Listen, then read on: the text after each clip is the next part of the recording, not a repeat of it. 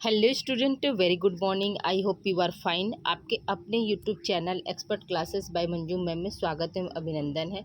Student, आज मैं आप लोगों के लिए MA fourth semester home science human development branch का फोर्थ पेपर लेकर आई हूँ, जो कि basics of human rights in India.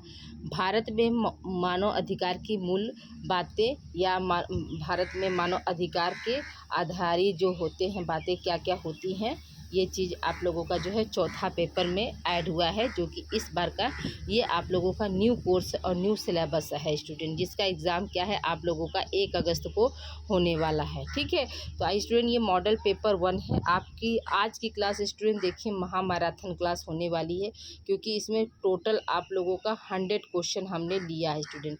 और आज मेरा मैराथन क्लास देने का बस एक ही उद्देश्य है कि आज 28 है स्टूडेंट। आज तारीख कौन सा है आपका 28 है और संडे का दिन है। तो सबसे पहले आप लोगों को हैप्पी संडे स्टूडेंट। ठीक है, तो आज आप लोगों का क्या है 95 एबव क्वेश्चन हमने फ्रेम किया है। तो ये आप लोगों का जो एग्जामिनेशन के पॉइंट ऑफ व्यू से मोस्ट इम्पॉर्टेंट है स्टूडेंट। और देने का उद्देश्य महामैराथन क्लास यही है स्टूडेंट कि आप लोग कम से कम इस वीडियो को 5 बार ज़रूर आप लोग पढ़ लीजिएगा, क्योंकि इसमें क्या धारा है, एक्ट है, ईयर्स है। तो थोड़ा सा क्या हो सकता है, अगर एक बार या 2 बार बस पढ़े रहेंगे तो हो सकता है कि आप चीज़ों को भूल जाए, लेकिन कम से कम 5 टाइम्स से यानी 5 बार अगर आप इसको स्टडी कर लेते हैं तो आप चीज़ों को दिमाग में अच्छे से बैठा लेंगे। तो आइए स्टूडेंट, हम बिना समय गंवाए स्टार्ट करते हैं। आप लोगों का क्वेश्चन नंबर 1 देखिए क्या कर रहा है स्टूडेंट। पहला क्वेश्चन देखिए आपका क्या है कि मानव अधिकार का नारीवाद सिद्धांत किसने दिया। ठीक है, अब सुनिए, जो नारीवाद का है एक ये आंदोलन का नाम है। नारियों के मतलब आपके उत्थान के लिए, नारियों की भलाई के लिए जो है ये नारीवाद जो है एक मतलब आंदोलन जो है चलाया गया।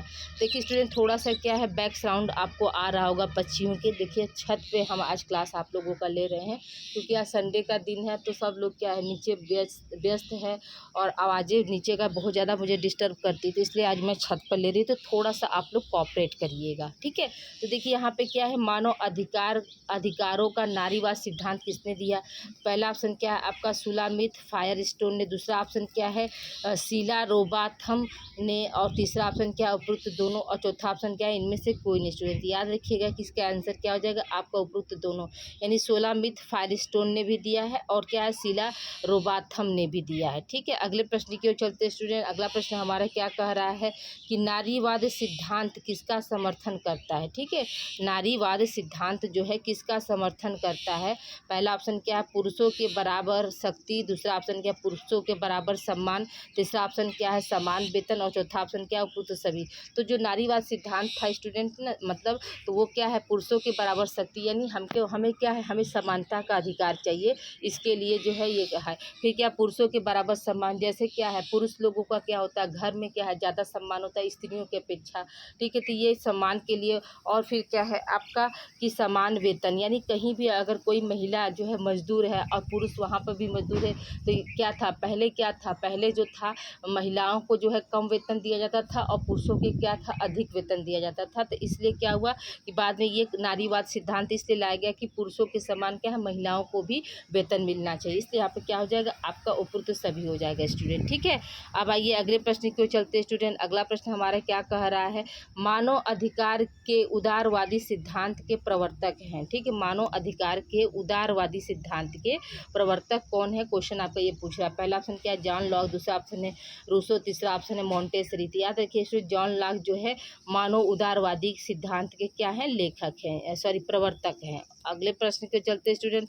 अगला प्रश्न हमारा क्या कह रहा है तलाकशुदा व्यक्ति को किन समस्याओं का सामना करना पड़ता है। ठीक है, तलाकशुदा व्यक्ति को जो है किन समस्याओं का सामना करना पड़ता है, क्वेश्चन आपका ये पूछ रहा है कि अगर किसी का तलाक हो जाता है तो वह महिला हो चाहे पुरुष हो, उसको किन किन समस्याओं का सामना करना पड़ेगा। तो पहला ऑप्शन क्या है आपका निराशा, दूसरा ऑप्शन है हीन भावना, तीसरा ऑप्शन है शर्माना, चौथा ऑप्शन है अकेलापन, पांचवा है आर्थिक कठिनाई, छठवां है बुरा स्वास्थ्य और साता है पुरुष सभी स्टूडेंट। याद रखिएगा कि ये सभी समस्याओं का क्या है, एक तलाकशुदा व्यक्ति को जो है सामना करना पड़ता है। उसके जीवन में क्या होता है, निराशा आ जाती है। वो सोचता है, जैसे मान लीजिए एक लड़की का डाइवोर्स हुआ तो वो क्या सोचेगी कि पहला पति अगर ऐसा मिल गया तो दूसरा पता नहीं कैसा मिलेगा, तो उसको क्या है मतलब निराशा वाली ज़िंदगी हो जाएगी। हीन भावना यानी समाज क्या होता है मतलब उसको हीन भावना से देखता है और बहुत मतलब नीचे दृष्टि से देखता है कि अरे इसका बना नहीं, अपने मतलब मायके चली आई। हाँ, तो जबकि ऐसा नहीं होता है स्टूडेंट, ठीक है।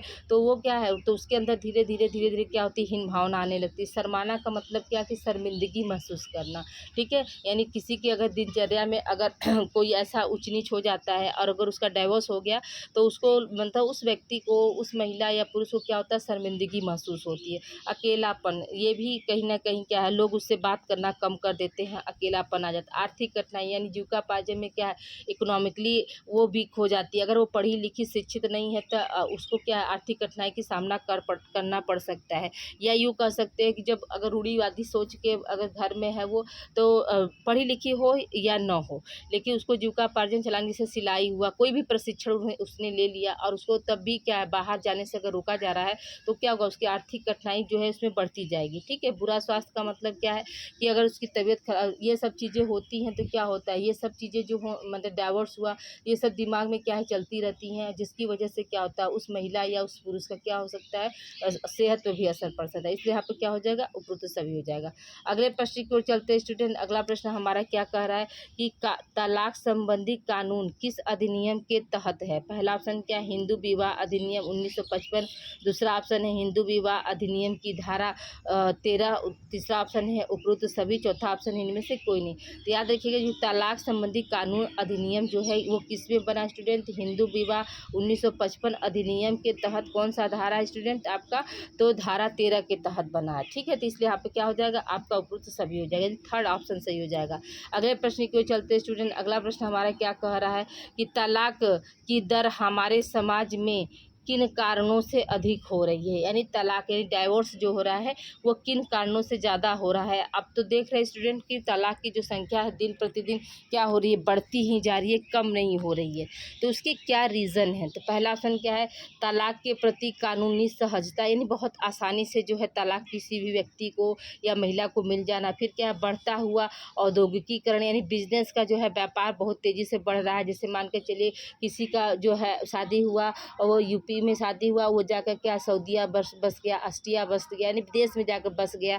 तो क्या हुआ, वहाँ पे क्या करेगा, अपनी पत्नी को अगर नहीं ले जा सकता है तो क्या यहाँ पर क्या है, यहाँ पर रिश्ते चल नहीं सकते, तो वो क्या है, वो डाइवोर्स ले सकता है। फिर क्या है, जन्म नियंत्रण, यानी कि जो है जन्म नियंत्रण का मतलब क्या हुआ कि शिशु जन्म को जो है कम करना, ठीक है। फिर क्या, सामाजिक गतिशीलता में वृद्धि, तो सामाजिक गतिशीलता में क्या है, बहुत ज़्यादा वृद्धि होना, ठीक है। फिर क्या है, विवाह साथी अत्यधिक मांग की अपेक्षा रखता हो, यानी जो आपका लाइफ पार्टनर है वो मतलब मांग की अपेक्षा का मतलब क्या कि दहेज मांगना जो है अधिक रखता हो। यानी शादी होने के बाद भी क्या था, पहले जो था स्टूडेंट, पहले आज से 20-25 साल पहले की क्या घटना थी कि लोग क्या है ऐसे तो कहते थे जो दे दीजिए सब मेरा, लेकिन उसके बाद क्या हुआ, उसके बाद धीरे धीरे क्या करते थे, उनके लालच बढ़ती जाती थी और वो मतलब लड़की से जो है डिमांड करते जाते थे। आपने एक मूवीज़ भी देखी होगी रक्षाबंधन, जो कि अक्षय कुमार की मूवीज़ है। तो उसमें क्या है, उसकी जो है 4 बहनें थी और एक बहन को उसने शादी की और उसको क्या किया, ससुराल वालों ने मार दिया दहेज के लालच में। तो देखिए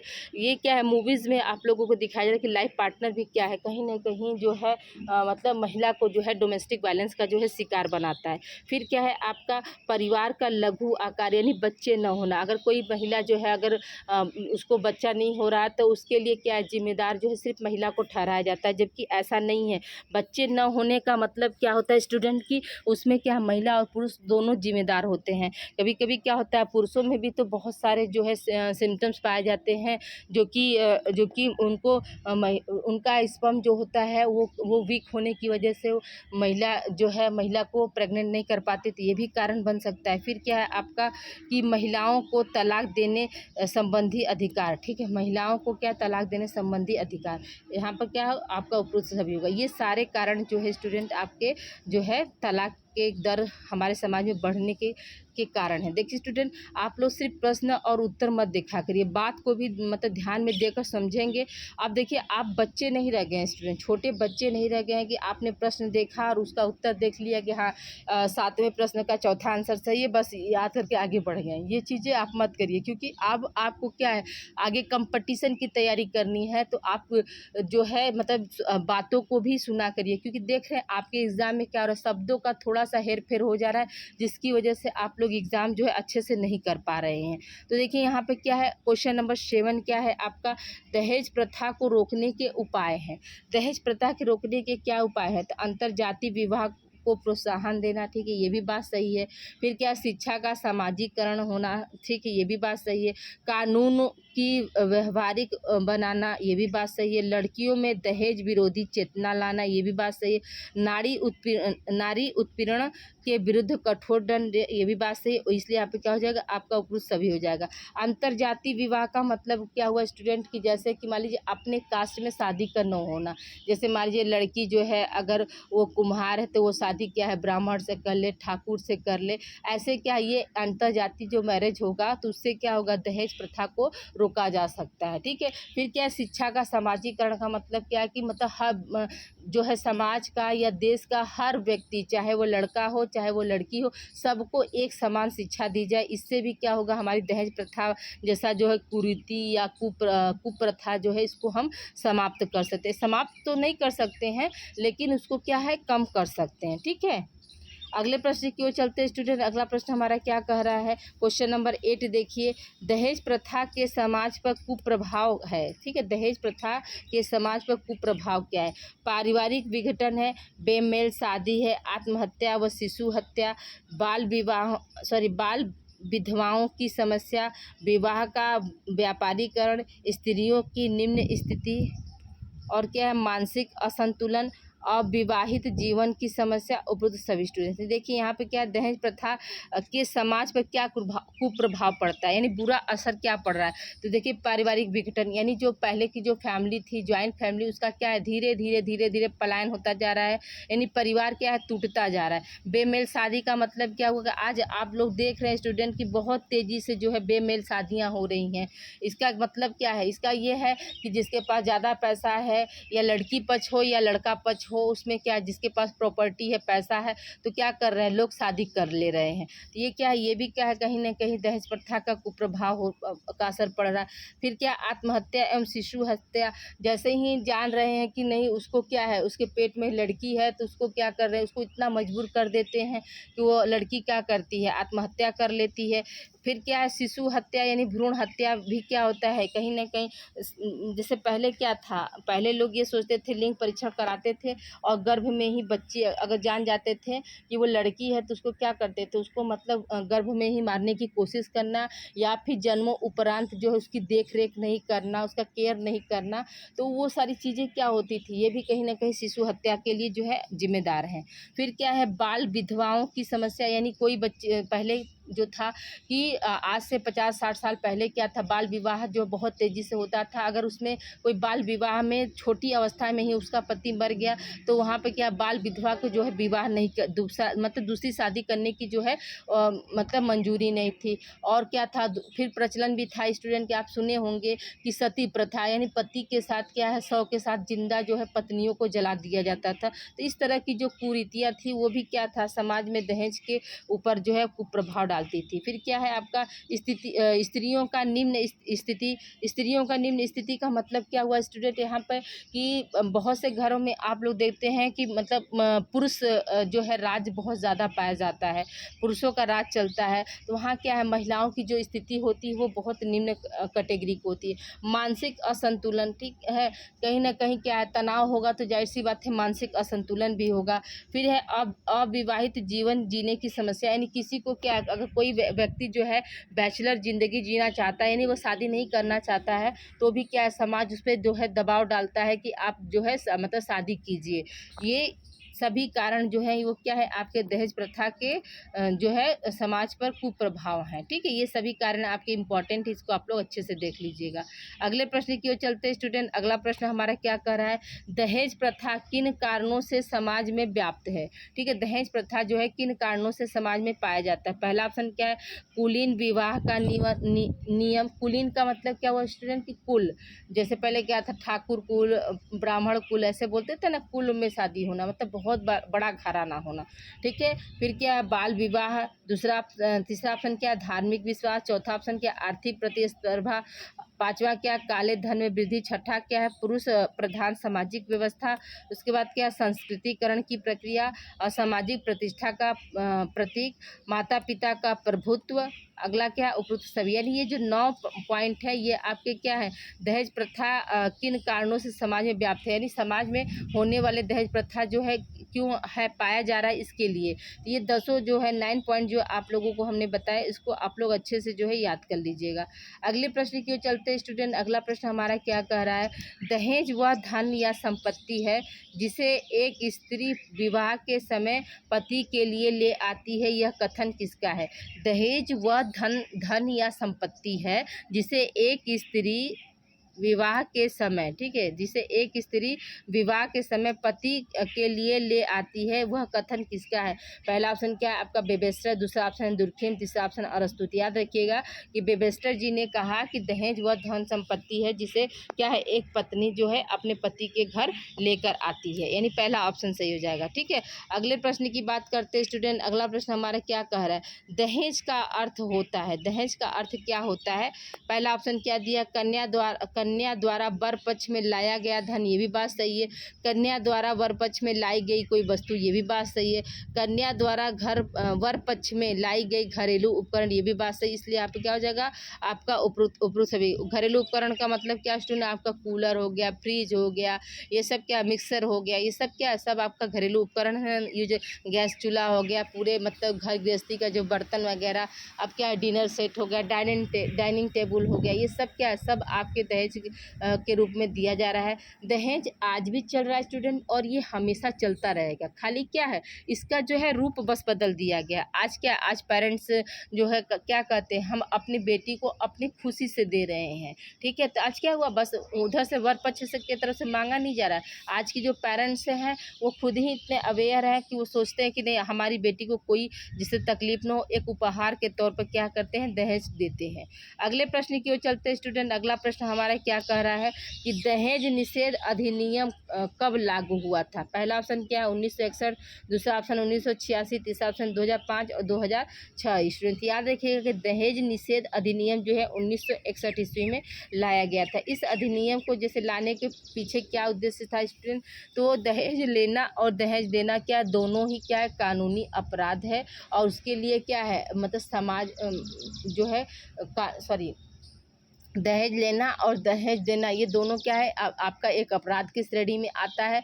और उसके लिए क्या है, कानून ने कुछ प्रावधान बनाया है कि अगर दहेज लेने की स्थिति में अगर किसी को पकड़ा जाएगा तो भी उसके लिए सज़ा है, और दहेज देने की स्थिति में अगर किसी को पकड़ा जाएगा तो भी उसके लिए सज़ा है।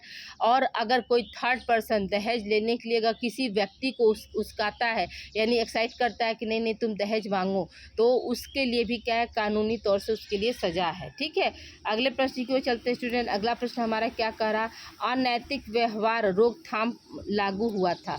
अनैतिक व्यवहार रोकथाम लागू हुआ था। पहला ऑप्शन क्या है 1956, दूसरा ऑप्शन है 1961, तीसरा ऑप्शन है 1966 और चौथा ऑप्शन है 1970। याद रखिएगा इसमें अनैतिक व्यवहार रोकथाम कब लागू हुआ था, तो 1956 ईस्वी में लागू हुआ था। ठीक है, अगले प्रश्न की ओर चलते हैं स्टूडेंट। अगला प्रश्न हमारा क्या कर रहा है, भारतीय दंड संहिता कानून कब लागू हुआ था। पहला ऑप्शन क्या है 1980, दूसरा ऑप्शन है 1960, तीसरा ऑप्शन 1990 और चौथा ऑप्शन है 2005। स्टूडेंट यहाँ पे क्या क्वेश्चन है आपका, भारतीय दंड संहिता कानून जो है कब लागू हुआ था स्टूडेंट, आपका कब है 1960 ईस्वी में जो है भारतीय दंड संहिता कानून को लागू किया गया था, यानी दूसरा ऑप्शन जो है आपका राइट है। ठीक है, अगले प्रश्न की ओर चलते हैं स्टूडेंट। अगला प्रश्न हमारा क्या कह रहा है, अगला प्रश्न देखिए, घरेलू हिंसा से महिलाओं का संरक्षण अधिनियम लागू हुआ था, ठीक है। घरेलू हिंसा से महिलाओं का संरक्षण अधिनियम क्या है, लागू हुआ था। यानी संरक्षण का मतलब क्या स्टूडेंट, की उनकी सुरक्षा करना।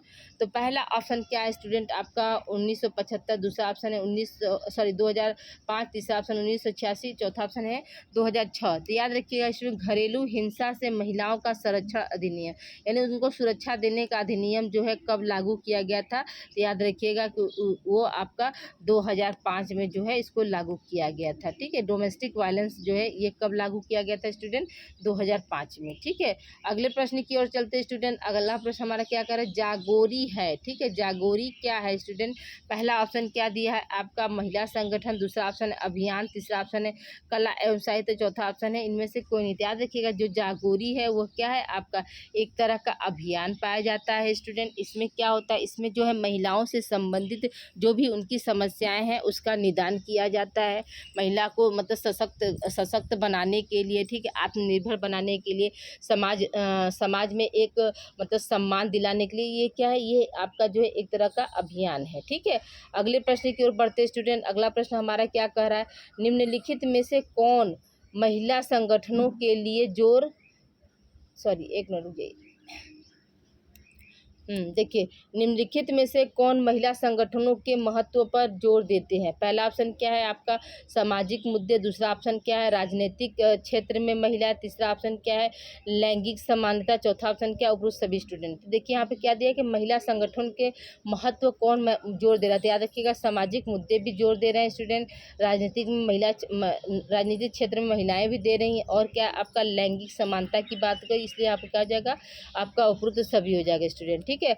अगले प्रश्न की ओर चलते हैं स्टूडेंट। अगला प्रश्न हमारा क्या कह रहा है कि स्वरोजगार है। स्वरोजगार, स्व का मतलब क्या होता है स्वयं से, यानी अपने लिए। अपने लिए रोजगार का मतलब क्या है स्टूडेंट, क्वेश्चन आपका ये पूछ रहा है।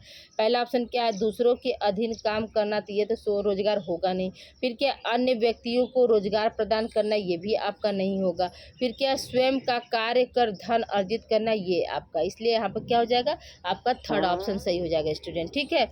अगले प्रश्न की ओर बढ़ते हैं स्टूडेंट। अगला प्रश्न हमारा क्या कह रहा है कि असंगठित क्षेत्र की चुनौतियां नहीं है, यानी कौन सी चुनौतियां जो है असंगठित क्षेत्र की नहीं है।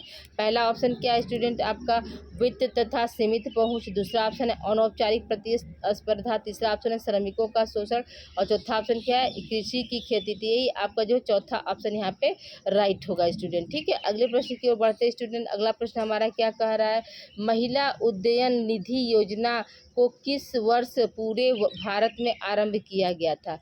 महिला उद्ययन निधि योजना जो है किस वर्ष भारतवर्ष में आरंभ किया गया। पहला ऑप्शन क्या आपका 13 नवंबर 2020, 13 दिसंबर 2020, 13 जनवरी 2020, इनमें से कोई नहीं। तो याद रखिएगा महिला उद्ययन निधि योजना जो थी वो पूरे भारतवर्ष में कब जो है लागू की गई स्टूडेंट, तो आपका 13 नवंबर 2020 को जो है इसको लाया गया था। अगले प्रश्न की ओर चलते हैं स्टूडेंट। अगला प्रश्न हमारा क्या कह रहा है कि महिला के विरुद्ध हिंसा के प्रकार हैं, ठीक है। महिला के विरुद्ध जो है हिंसा जो है कितने तरह की होती है स्टूडेंट, ये आपको पूछ रहा है। पहला ऑप्शन क्या दिया स्टूडेंट आपका अश्लील साहित्य, यानी जो पहले क्या था अब भी आज भी पहले भी क्या था मतलब अश्लील साहित्य जो है बनाया जाता था, पिक्चर के साथ जो हो लिखा जाता था। फिर क्या दहेज उत्पीड़न हो गया, लिंग परीक्षण हो गया, लिंग परीक्षण वही आपको मतलब लड़का है या लड़की इसका परीक्षण करना। फिर क्या बलात्कार, वेश्यावृत्ति, अपहरण, छेड़खानी, ठीक है, उपरोक्त सभी। ये जो सातों जो है आपके क्या है महिला के विरुद्ध जो है हिंसा है, हिंसात्मक एक तरह का कह सकते हैं कि अपराध है। तो ये आप सातों इसको अच्छे से आप लोग याद कर लीजिएगा। क्वेश्चन किसी भी तरह से आपको पूछ सकता है, इसमें से 4 दे देगा, ठीक है, 3 नहीं देगा, लेकिन सातों एक जगह लिखने का बस एक ही पर्पज है कि आप लोग इसको ध्यान से देखिए और बातों को भी मेरे ध्यान से सुनिएगा, ठीक है। अगला प्रश्न हमारा क्या है, महिलाओं के विरुद्ध हिंसा के क्या कारण हैं, यानी महिलाओं के विरुद्ध जो है हिंसा जो हो रही है वो किन कारणों से हो रही है, कौन कौन से जो है फैक्टर आपके जिम्मेदार हैं हिंसा के लिए, क्वेश्चन आपका ये पूछ रहा है। पहला ऑप्शन क्या है महिलाओं की पुरुषों पर अधिक निर्भरता, यानी क्या है महिला जो होती हैं वो इकोनॉमिकली नहीं स्ट्रांग रहती हैं, वो क्या करती है, पुरुष के ऊपर मतलब आवश्यकता से अधिक जो है निर्भर रहती है। ये भी क्या है, महिलाओं के विरुद्ध हिंसा का एक कारण है। जैसे पति कमा के आता है तो बोलता है ना कि तुमको क्या काम है, तुमको खाली घर में बैठ के बनाना खाना है, बस इतना ही काम है ना। तो ये क्या हुआ, ये कहीं ना कहीं क्या है, उसको मानसिक एक हिंसा दे रहा है ना। कहीं क्या है, एक हाउस वाइफ भी तो आप लोगों के लिए क्या है, पूरा मान के चलिए फ्री एंड जो है कॉस्ट जो है एक कह सकते हैं कि सर्वेंट की तरह कार्य करती है। आप सुबह उठ जाना, उसके बाद किसको चाय देना है, किसको नाश्ता देना है, किसके लिए खाना बनाना है। मतलब अगर आपके फैमिली में अगर 10 मेंबर है तो और 10 मेंबरों का ध्यान क्या ये अकेली महिला ही रखती है स्टूडेंट। ठीक है, तो महिलाओं को जैसे हाउस वाइफ होना भी इतना आसान बात नहीं होता है। जैसे सास ससुर ने आवाज़ दिया, बहू ये चिल्ला, ठीक है माँ जी लाती हूँ करती हूँ। फिर क्या है, और पति ने बोला अरे सुनो मेरा ये सामान कहाँ, ठीक है आपके लिए मतलब लाती हूँ। फिर क्या, देवर ने उधर से आवाज़ दिया, भाभी मेरा ये काम कर दीजिए, मेरा लंच बॉक्स पैक कर दीजिए, पानी का बोतल भर दीजिए, ठीक है भैया जी आपका भी काम हो रहा है। बच्चों ने अगर डिमांड कर दिया कि मम्मी ठीक है मेरे लिए ये खाना बना दो, ठीक है बेटा आप लोग, तो वो क्या कर रही है, वो मतलब पूरे समय क्या है फैमिली के लिए ही सोच रही है। कभी कभी बहुत से घरों में आप देखते होंगे कि बहुत सी महिलाएं जो है अपने बारे में बिल्कुल मतलब अपने सेहत पर बिल्कुल ध्यान नहीं देना, सिर्फ परिवार के पीछे क्या है पागलों की तरह जो है काम करना। तो ये सब चीज़ें क्या होती है कहीं ना कहीं जो है। और उसके बाद भी क्या होता है कि अगर सुनने इतना करने के बाद अगर आपको ये सुनने को मिलता है कि तुम करती ही क्या हो, तो सोच लीजिए कि उस महिला पर क्या बीतेगा। मतलब जो आपके लिए एक पैर पर, आपके फैमिली के लिए सभी मेंबर के लिए वो एक पैर पर खड़ी है। मतलब जिधर से आवाज़ है उसकी रिक्वायरमेंट को फर्स्ट पहली प्रायोरिटी देना, उसकी रिक्वायरमेंट को पहले पूरा करना। और उस महिला को आप लोग कितनी आसानी से कह देते हैं कि तुम घर में करती क्या हो। तो ये भी कहीं ना कहीं क्या है, हिंसात्मक व्यवहार ही है। कहीं ना कहीं उसको क्या करें, आपने उसको मारा नहीं, आपने उसको पीटा नहीं, आपने उसको गाली नहीं दिया, लेकिन आपने ये शब्द का प्रयोग कर दिया ना कि आप दिन भर तुम करती क्या हो। तो ये कहीं ना कहीं क्या है, उसको लिए मानसिक जो है उत्पीड़न का काम किया। वो क्या है, वो अपनी भावनाओं को आपके सामने प्रकट नहीं कर सकती, वो बता नहीं सकती, वो अपने काम को गिना नहीं सकती। अगर काम को अगर गिनाएगी तो कुछ पुरुष लोग क्या कहते हैं, सिर्फ काम की तुम काउंटिंग करना जानती हो। तो ये भी कहीं ना कहीं क्या है, उसके उस महिला के मानसिक जो है उत्पीड़न का जो है शिकार बन जाती है। कि वो क्या है, काम को सिर्फ मतलब वो सोचते काउंटिंग, अरे काउंटिंग वही करता है जो काम करता है, जिसको काम नहीं करना है तो वो काउंटिंग करना क्या जानेगा। तो देखिए यहाँ पर क्या है, टोटल जैसे कि धन के लिए क्या है, महिलाओं का पुरुषों पर निर्भर होना ही ये क्या है आपको कहलाता है। फिर क्या है, पारिवारिक तनाव में जैसे मान लीजिए कोई बात का टेंशन हो गया, और तो उसमें भी क्या होता है, महिला हो या पुरुष हो दोनों क्या है उसमें मतलब जो है तनाव से रह सकते हैं। लेकिन महिलाओं पर जो है इस पारिवारिक तनाव का विशेष असर पड़ता है। क्यों असर पड़ता है, एक पुरुष क्या हुआ, गुस्सा किया, झगड़ा किया, जो भी किया, वो चला जाता है बाहर, 4 दोस्त मिले, हंसी मजाक किया, खाया पिया, मस्त होकर फिर शाम को वापस आ गया। लेकिन एक पत्नी क्या करती है, वो घर में रहती है, वो सारा दिन यही सोचती रह जाती है कि अरे पति ने कुछ खाया नहीं चलेगा, और उसके चक्कर में क्या वो पूरे दिन उपवास रह जाती है। और यहाँ पति को कोई फर्क नहीं पड़ता है, वो क्या करता है, वो जाकर बाहर अपने 4 दोस्तों के साथ एंजॉय किया और चला आया। तो ये कहीं ना कहीं क्या है, महिलाओं के लिए भी हिंसा का कारण बनता है। फिर क्या, महिलाओं का अशिक्षित होना, यानी महिलाओं में क्या अशिक्षा, यानी शिक्षा का अभाव पाया जाना भी कहीं ना कहीं क्या है, महिलाओं के विरुद्ध हिंसा का अगर वो महिला शिक्षित है, कोई भी महिला अगर शिक्षित है तो वो आत्मनिर्भर बन सकती है। किस में कौन सा गलत डिसीजन है उसको वो काट सकती है, सही डिसीजन ले सकती है। तो ये सब क्या, शिक्षा जो है एक ऐसा हथियार है जो हमें सही और गलत में सबसे ज़्यादा जो है फ़र्क कराता है। और फिर क्या है, आपका सामाजिक कुप्रथाएं में क्या होगा स्टूडेंट, जैसे आपका बाल विवाह हो गया, दहेज प्रथा हो गई, लिंग परीक्षण हो गया, कन्या भ्रूण हत्या हो गई। ये सब क्या, सब आपका सामाजिक कुप्रथाएं हैं। ये सब क्या है, आपके महिला के लिए हिंसा का कारण बन सकती हैं। फिर है आपका उपरुक्त सभी, इसलिए आपका क्या हो जाएगा, आपके ये चारों ऑप्शन जो है यहाँ पे क्या है, राइट है स्टूडेंट। ठीक है, आप लोगों को थोड़ा सा देखिए व्यवहारिक ज्ञान इसलिए देती हूँ स्टूडेंट कि आप लोग चीज़ों को समझिए। कि पहले क्या था, महिलाओं की क्या स्थिति थी देश में, और आज क्या है, आज भी महिलाओं की स्थिति क्या है हमारे समाज में। तो मेरी बातों को देखिए अन्यथा में मत लीजिएगा, क्योंकि इससे क्या है, इससे जो है आपके जो है मतलब सभी महिलाएं जो है जूझ रही हैं। ऐसा नहीं है कि कोई महिला इससे बची। आज क्या है, शारीरिक उत्पीड़न नहीं है लेकिन मानसिक उत्पीड़न जो है ज़्यादा है स्टूडेंट। और कहीं ना कहीं क्या है, मानसिक उत्पीड़न जो होता है एक महिला के सेहत पर बहुत बुरा असर डालती है। ठीक है, अगले प्रश्न की ओर चलते हैं स्टूडेंट। अगला प्रश्न हमारा क्या कह रहा है, सामाजिक कुप्रथाएं हैं। सामाजिक कुप्रथाएं कौन कौन सी होती हैं? तो देखिए स्टूडेंट, पहला है बाल विवाह, दूसरा है पर्दा प्रथा, तीसरा है दहेज प्रथा, और चौथा क्या है, विधवा पुनर्विवाह का अभाव, और पांचवा क्या, उपरोक्त सभी स्टूडेंट। तो देखिए सामाजिक कुप्रथाएं क्या है स्टूडेंट, बाल विवाह जो कि अब क्या है, अब टोटल बंद हो चुका है। पर्दा प्रथा ये भी क्या है, कुप्रथा है। दहेज प्रथा ये भी क्या है, कुप्रथा है। फिर क्या, विधवा अगर कोई हो गया तो उसका दोबारा से फिर शादी का अभाव, तो ये भी क्या है, एक तरह से कुप्रथा है। इसलिए यहाँ पे क्या हो जाएगा, आपका जो है उपरोक्त सभी हो जाएगा स्टूडेंट। ठीक है, अगले प्रश्न की ओर बढ़ते हैं स्टूडेंट। अगला प्रश्न हमारा क्या कह रहा है कि महिला एवं बालिका अनैतिक देह व्यापार अधिनियम कब पारित हुआ? महिला एवं बालिका अनैतिक देह व्यापार अधिनियम कब पारित हुआ? तो ये देखिए स्टूडेंट, इसको हम क्या बोलते हैं, वेश्यावृत्ति भी बोल सकते हैं स्टूडेंट। क्या है, वेश्यावृत्ति भी बोलते हैं महिला बालिका अनैतिक देह व्यापार को। ठीक है, तो वेश्यावृत्ति जो है अधिनियम, यानी कि कहने का मतलब क्या है कि जो पहले क्या था कि कभी कभी जो है किसी को अगर धन का अभाव हो गया, या यूं कह सकते धन का अभाव हम इसको नहीं कह सकते स्टूडेंट। वेश्यावृत्ति का मतलब ये हुआ कि महिला की इच्छा नहीं है लेकिन फिर भी क्या, उसको कोठे पर लोग ले जाकर जैसे रख देते हैं वेश्यावृत्ति करने के लिए, यानी एक से अधिक पुरुषों के साथ किसी भी महिला का सोना, और उसके परिप्रेक्ष्य में क्या पैसे मतलब मिलता है, यही क्या है आपका वेश्यावृत्ति या देह व्यापार के अंतर्गत आता है स्टूडेंट। तो इसको रोकने के लिए जो है कब अधिनियम बनाया गया, क्वेश्चन आपका ये पूछ रहा है।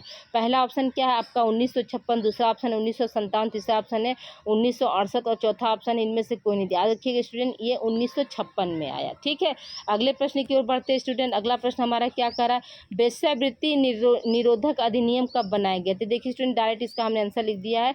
आपका वेश्यावृत्ति निरोधक अधिनियम जो है 1956 ईस्वी में बनाया गया था। ठीक है, अगले प्रश्न की ओर चलते हैं स्टूडेंट। अगला प्रश्न हमारा क्या कह रहा है कि लिंग परीक्षण है। लिंग परीक्षण क्या है स्टूडेंट?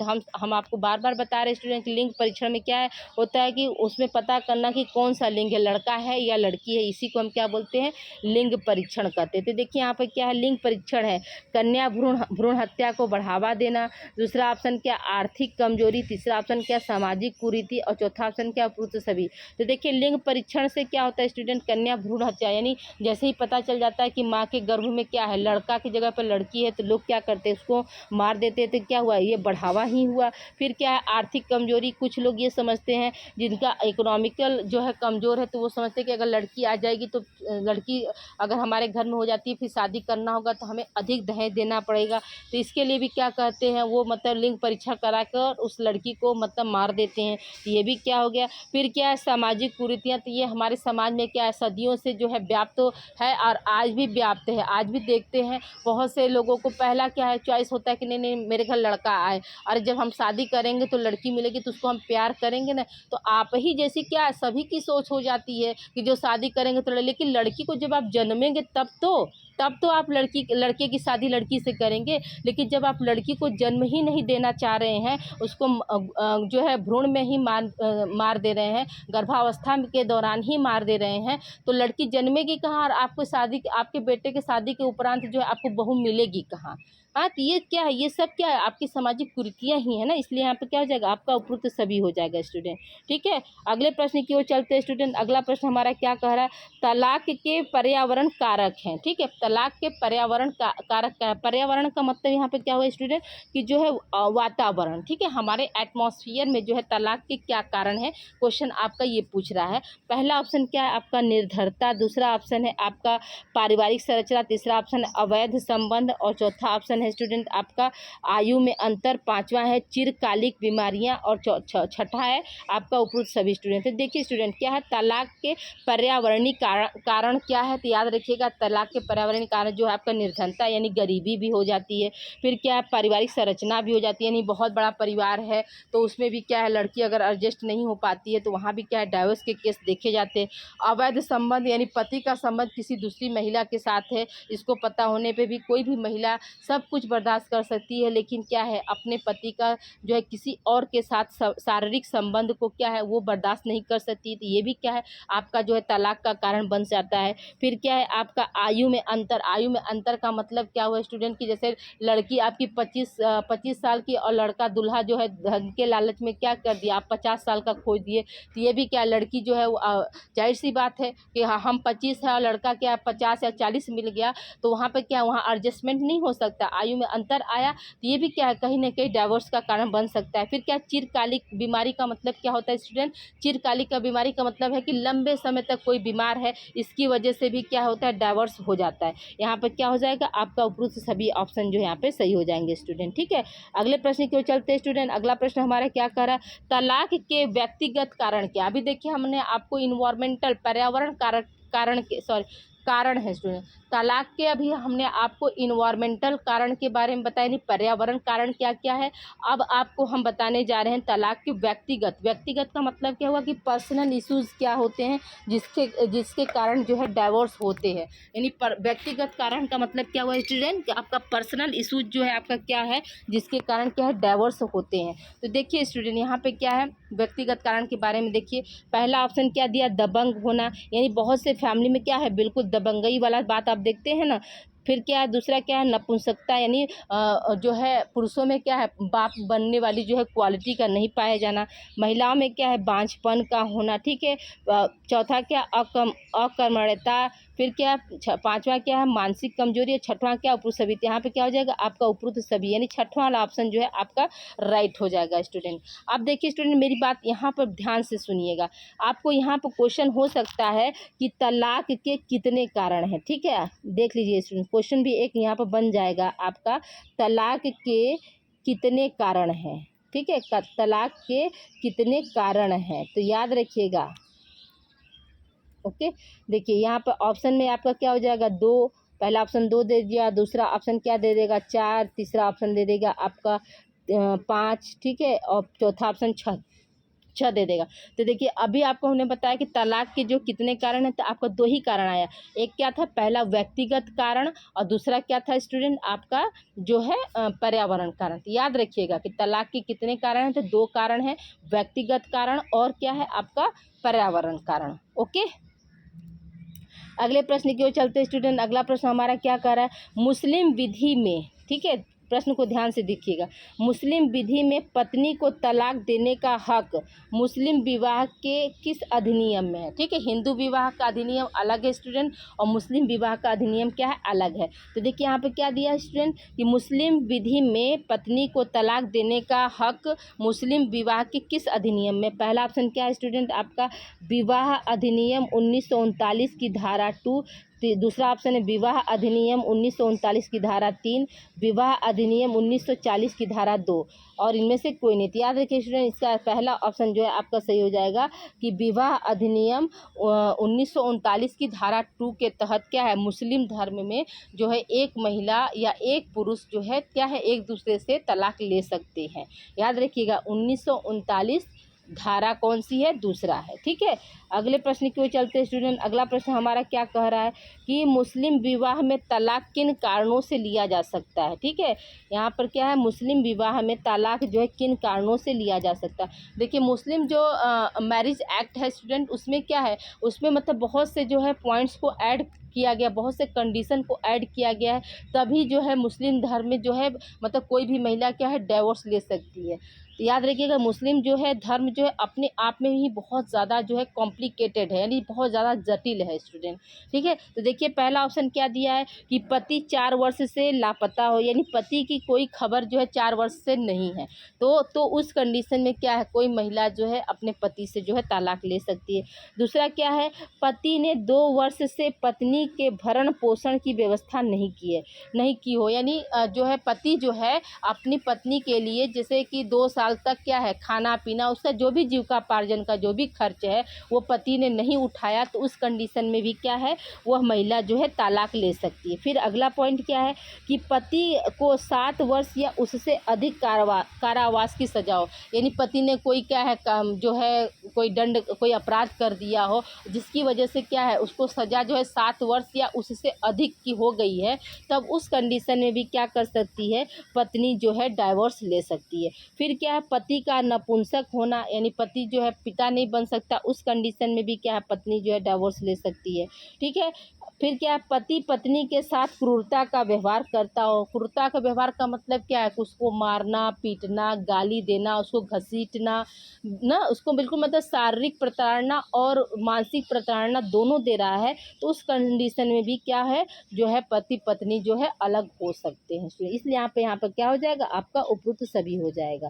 ठीक है, अगले पॉइंट की ओर चलते हैं स्टूडेंट। अगले प्रश्न की ओर चलते हैं। अगला प्रश्न हमारा क्या है, घरेलू हिंसा से तात्पर्य है। घरेलू हिंसा से क्या तात्पर्य है, क्वेश्चन आपका ये पूछ रहा है। पहला ऑप्शन क्या है, शारीरिक उत्पीड़न, दूसरा ऑप्शन है मानसिक उत्पीड़न, तीसरा ऑप्शन उपरोक्त दोनों, चौथा ऑप्शन इनमें से कोई नहीं। याद रखिएगा, जो घरेलू हिंसा होती है जिसको हम इंग्लिश में क्या बोलते हैं, डोमेस्टिक वायलेंस बोलते हैं स्टूडेंट, उसमें क्या शारीरिक उत्पीड़न भी होता है और मानसिक उत्पीड़न भी होता है। इसलिए यहाँ पे क्या हो जाएगा, आपका थर्ड ऑप्शन यहाँ पे सही हो जाएगा स्टूडेंट। ठीक है, अगले प्रश्न की ओर चलते हैं स्टूडेंट। घरेलू हिंसा के अंतर्गत आते हैं, क्या क्या चीज़ें जो है घरेलू हिंसा के अंतर्गत आती हैं स्टूडेंट, उसको देखिए आपका। तो देखिए यहाँ पर पहला क्या है आपका, दहेज हत्याएं। ठीक है, दहेज हत्याएं तो आज से 20-25 साल जो है बहुत ज़्यादा मान लीजिए व्याप्त थी स्टूडेंट। क्या कहते थे लोग, स्कूटर की लालच में, कूलर फ्रिज के लालच में, एक मतलब जीती जागती आत्मा को क्या करते थे, उन दहेज की लालच में उसको जला कर मार देते थे, पेट्रोल छिड़क कर जला देते थे, मिट्टी का तेल छिड़क कर जो है उसको जला देते थे। एक ऐसी ही घटना जो है मेरी आंखों के सामने भी गुजरी थी। सन 1999 की बात है स्टूडेंट। सन 1999 में जब मैं हाई स्कूल की एग्ज़ाम दे रही थी, तो उस समय क्या था, हम लोग स्टडी जो करते थे रात में भी उठ कर लेते थे, दिन में भी, जब भी समय मिलता था। जैसे कि मेरे ऊपर कार्यभार अधिक होने की वजह से ज़्यादातर क्या है मुझे रात में ही ज़्यादा समय मिलता है, और रात का समय को ही मैं अपना समय समझती हूँ और उसको मैं ज़्यादा यूटिलाइज़ करती हूँ। जैसे आप लोगों का क्वेश्चन फ्रेम करना, तो रात की मैं 2-2 बजे रात तक जाग कर आप लोगों का क्वेश्चन जो है फ्रेम करती हूँ, ताकि आप लोगों को जो है क्लास में दे सकूँ। तो जैसे 1999 में मैं उस समय हाई स्कूल में थी, मुझे आज भी वो रात देखिए आ गया ना दहन हत्या, तो मेरे अभी रोंगटे पूरे खड़े हो गए कि मेरे सामने एक जीती जाती लड़की को जैसे जला दिया गया, और मैं बिल्कुल मतलब उस सदमे में मतलब चली गई, और मैं उसका मतलब खुल कर किसी से जो है कह नहीं पाई, दिलासा नहीं दिला पाई। वो लड़की जो है बिहार से यूपी में मतलब शादी करके आई थी। हमारा घर के बगल क्या था, बहुत मतलब कॉलोनी था, कॉलोनी में वो लड़की को रखा गया। रात के करीब 11 साढ़े 11 बजे का ये समय था जब उस लड़की को एकदम जलाया गया। और मैं उस समय क्या था, मतलब जाहिर सी बात है कि उसमें जो है हाई स्कूल में तो उतना माइंड डेवलप नहीं था, लेकिन मैं उस हादसे को देख कर इतना ज़्यादा डर गई थी कि मुझे शादी के नाम से ही डर लगता था। मुझे भी लगता था कि मैं भी सावली हूँ और मैं भी सुंदर नहीं, तो मुझे भी जला दिया जाएगा। मेरे नाना नानी अगर दहेज नहीं दे पाए तो मुझे भी से मतलब, और मेरे दिमाग में बहुत सारी चीज़ें उस समय उथल पुथल चलने लगी कि मैं जीना चाहती हूँ, मैं पढ़ूंगी, मैं कुछ बनूंगी, मगर मैं शादी नहीं करूँगी। मतलब एक दिमाग में वो सारी चीज़ें आने लगी थी। अभी देखिए दहेज हत्या आया तो वो क्या हुआ, वो घटना मेरे सामने फिर से आ गया और मेरे रोंगटे खड़े हो गए कि मैंने एक मतलब लेडीज़ को जैसे सास, ननद और पति ये तीनों लोग मिलकर मतलब जलाए। लेकिन उसके बाद क्या हुआ, उसके बाद वो लोग जेल में भी गए, क्योंकि वहाँ मायके पक्ष के लोग जो थे वो बिल्कुल इस एविडेंस से मतलब कार्रवाई उन्होंने किया, और उनके क्या आज उनके घर में कोई ऐसा जो नहीं बचा है जो कि जेल के कारण, पिता भी मर गए, ठीक है, माँ भी मर गई, अभी जो पति है जिंदा है लेकिन जेल में ही सड़ रहा है। तो उसको क्या मिला स्टूडेंट, कुछ नहीं मिला ना, लेकिन कहीं ना कहीं क्या है, तो लेकिन एक लड़की की ज़िंदगी ज़िंदगी को उन्होंने क्या किया, ख़त्म। वो लड़की जीना भी तो चाहती रही होगी, उसकी भी तो जीने की इच्छा थी, और उसको क्या एक दर्दनाक मौत उन्होंने दिया। तो ये क्या है, दहेज जो है ये घरेलू हिंसा में पहले आता था, ठीक है स्टूडेंट। फिर क्या है आपका, देखिए यहाँ पे क्या है, पत्नी के साथ एक मिनट, पत्नी के साथ भावनात्मक एवं लैंगिक दुर्व्यवहार, ठीक है। पत्नी के साथ भावनात्मक एवं लैंगिक दुर्व्यवहार, यानी पत्नी का मन नहीं है फिर भी क्या है उसके साथ मतलब रिलेशनशिप बनाना। फिर क्या, पत्नी को पीटना, ठीक है। पत्नी को पीटना पहले क्या था, मतलब बहुत ज़्यादा, जैसे कि कभी कभी कुछ घटनाएं हो जाती थी तो सास क्या करती थी, मतलब पति आया तुरंत बेटे को बुलाकर एक कमरे में सारा जो है दिनचर्या का कहानी सुनाकर क्या है बहू को मरवाना पिटवाना। तो ये भी क्या, ये सब आपका घरेलू हिंसा में है। यौवन शोषण, ये भी आपका घरेलू हिंसा में। विधवाओं और बुजुर्ग स्त्रियों पर अत्याचार, तो ये भी आपका क्या, डोमेस्टिक वायलेंस में। भ्रूण हत्या, ये भी है। इसलिए यहाँ पे क्या हो जाएगा आपका उपरोक्त सभी हो जाएगा स्टूडेंट, ठीक है। अगले प्रश्न की ओर चलते हैं स्टूडेंट। अगला प्रश्न क्या कह रहा है आपका कि महिलाओं को घरेलू हिंसा से बचाव कानून किस सन में बना। महिलाओं का घरेलू हिंसा से बचाव कानून किस सन में बना। आपका ऑप्शन क्या है, आपका 2005, 2006, 2007, 2008। स्टूडेंट याद रखिएगा कि 2005 जो है आपका जो है महिलाओं का घरेलू हिंसा से जो है बचाव के लिए कानून बनाया गया, ठीक है। अगले प्रश्न की ओर चलते हैं स्टूडेंट। अगला प्रश्न हमारा क्या कह रहा है, देखिए अगला प्रश्न है आपका कि नारी को जनने दो, सृष्टि का चक्र चलने दो, इस प्रकार का पहला अधिकार किस वर्ष मिला। नारी को जनने दो, जनने दो का मतलब क्या हुआ स्टूडेंट, कि जो लड़की को जन्म देने दो तभी तो आपका क्या है सृष्टि जो है चलेगा, ठीक है। एक नारी ही क्या करती है, जननी होती है ना स्टूडेंट। लेकिन यहाँ पर क्या है, आप याद रखिएगा कि दोनों की भागीदारी से, यानी पुरुष और महिला दोनों की भागीदारी से ही ये सृष्टि चल रहा है। लेकिन जो सामाजिक कुरीतियाँ हैं वो क्या है, वो पुरुष प्रधान देश, पुरुष प्रधान मानती हैं। पुरुष प्रधान देश जो है हमारा भारत है, तो इसमें क्या है पुरुषों का जो है वर्चस्व बहुत ज़्यादा है स्टूडेंट। तो इसीलिए ये स्लोगन बनाया गया कि नारी को जनने दो, सृष्टि को चलने दो। तो ये जो अधिकार, यानी ये मौलिक अधिकार उनको मिला गया कि कन्या भ्रूण हत्या को क्या किया जाए, रोका जाए। इसे मौलिक अधिकार के रूप में इसको लाया गया स्टूडेंट, क्योंकि हर जीव को, चाहे गर्भ में कोई भी हो, लड़का हो या लड़की हो, उसे जीने का अधिकार प्राप्त है। आपके किस आर्टिकल में, तो आपका 21 आर्टिकल में जो जीवन जीने का अधिकार जो प्राप्त है, तो उसे हम भ्रूण में क्यों मार रहे हैं, कन्या भ्रूण हत्या क्यों कर रहे हैं। तो उसके लिए ही ये स्लोगन लाया गया कि नारी को जनने दो, सृष्टि को चलने दो। तो ये किस रूप में आया था स्टूडेंट, मतलब किस समय ये अधिनियम लागू हुआ, ये आपका है। तो 1993 में मानव अधिकार के रूप में, फिर क्या है 1994, 1995, 1996। तो याद रखिएगा स्टूडेंट कि ये 1993 में मानव अधिकार के रूप में ये पहला जो है मिला था महिलाओं के लिए अधिकार। पहला अधिकार ये मिला था महिलाओं को कि नारी को जनने दो और सृष्टि को चलने दो। ये पहला अधिकार मानवाधिकार में महिलाओं को मिला था। इतना मतलब जो है नारीवाद, इतना सारा आंदोलन चलने के बाद ये आपको पहला मानवाधिकार जो है महिलाओं के लिए मिला था स्टूडेंट, ठीक है। अगले प्रश्न की ओर चलते हैं स्टूडेंट। अगला प्रश्न हमारा क्या कह रहा है, कन्या भ्रूण हत्या कितने रुपए नहीं होगा, रूप में होती है, ठीक है। यहाँ पे देखिए गलत हो गया स्टूडेंट। कन्या भ्रूण हत्या कितने रूप में होती है, ठीक है। तो पहला ऑप्शन क्या, प्रत्यक्ष रूप में, दूसरा ऑप्शन है अप्रत्यक्ष रूप में, तीसरा ऑप्शन है उपरोक्त दोनों, और चौथा ऑप्शन है इनमें से कोई नहीं स्टूडेंट। तो देखिए कन्या भ्रूण हत्या जो होती है स्टूडेंट, याद रखिएगा कि 2 रूपों में होती है, ठीक है। कितने रूपों में होती है, 2 रूपों में होती है। पहला क्या आपका प्रत्यक्ष रूप, दूसरा क्या अप्रत्यक्ष रूप।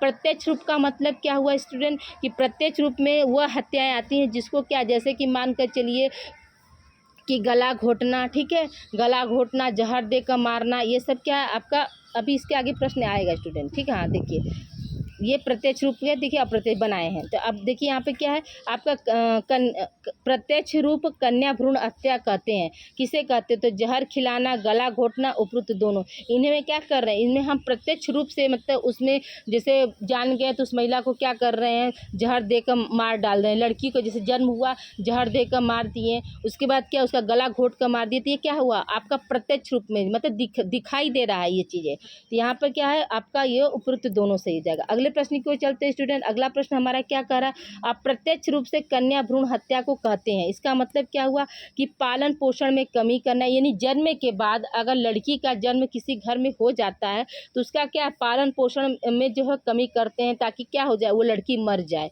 हाँ, फिर क्या है, देखभाल में भेदभाव। देखभाल में भेदभाव का मतलब क्या हुआ कि लड़के का जो है केयरिंग अधिक हुआ और लड़की का केयरिंग क्या है कम कर रहे हैं लोग, कि उसको क्या है लड़की को ये समझ कर पालने लगते हैं कि इसको क्या दूसरे के घर जाना है, इसके लिए शादी के लिए दहेज जमा करना होगा, उसका हम केयर नहीं करेंगे तो भी क्या होगी, ये मर जाएगी। ठीक है, तो ये भी अंतर है। फिर क्या है, उपेक्षा करना, ये भी क्या है, कहीं ना कहीं ये तीनों फैक्टर आपके जो हैं अप्रत्यक्ष रूप से कन्या भ्रूण हत्या के तहत आते हैं और ये यहाँ पर क्या हो जाएगा, आपका उपयुक्त सभी हो जाएगा स्टूडेंट। ठीक है, यहाँ पे क्या हो जाएगा, आपका उपयुक्त सभी हो जाएगा। अगले प्रश्न की ओर चलते हैं स्टूडेंट। अगला प्रश्न हमारा क्या कह रहा है कि बी.डी. मिलर ने कन्या भ्रूण हत्या के कितने रूप बताए हैं।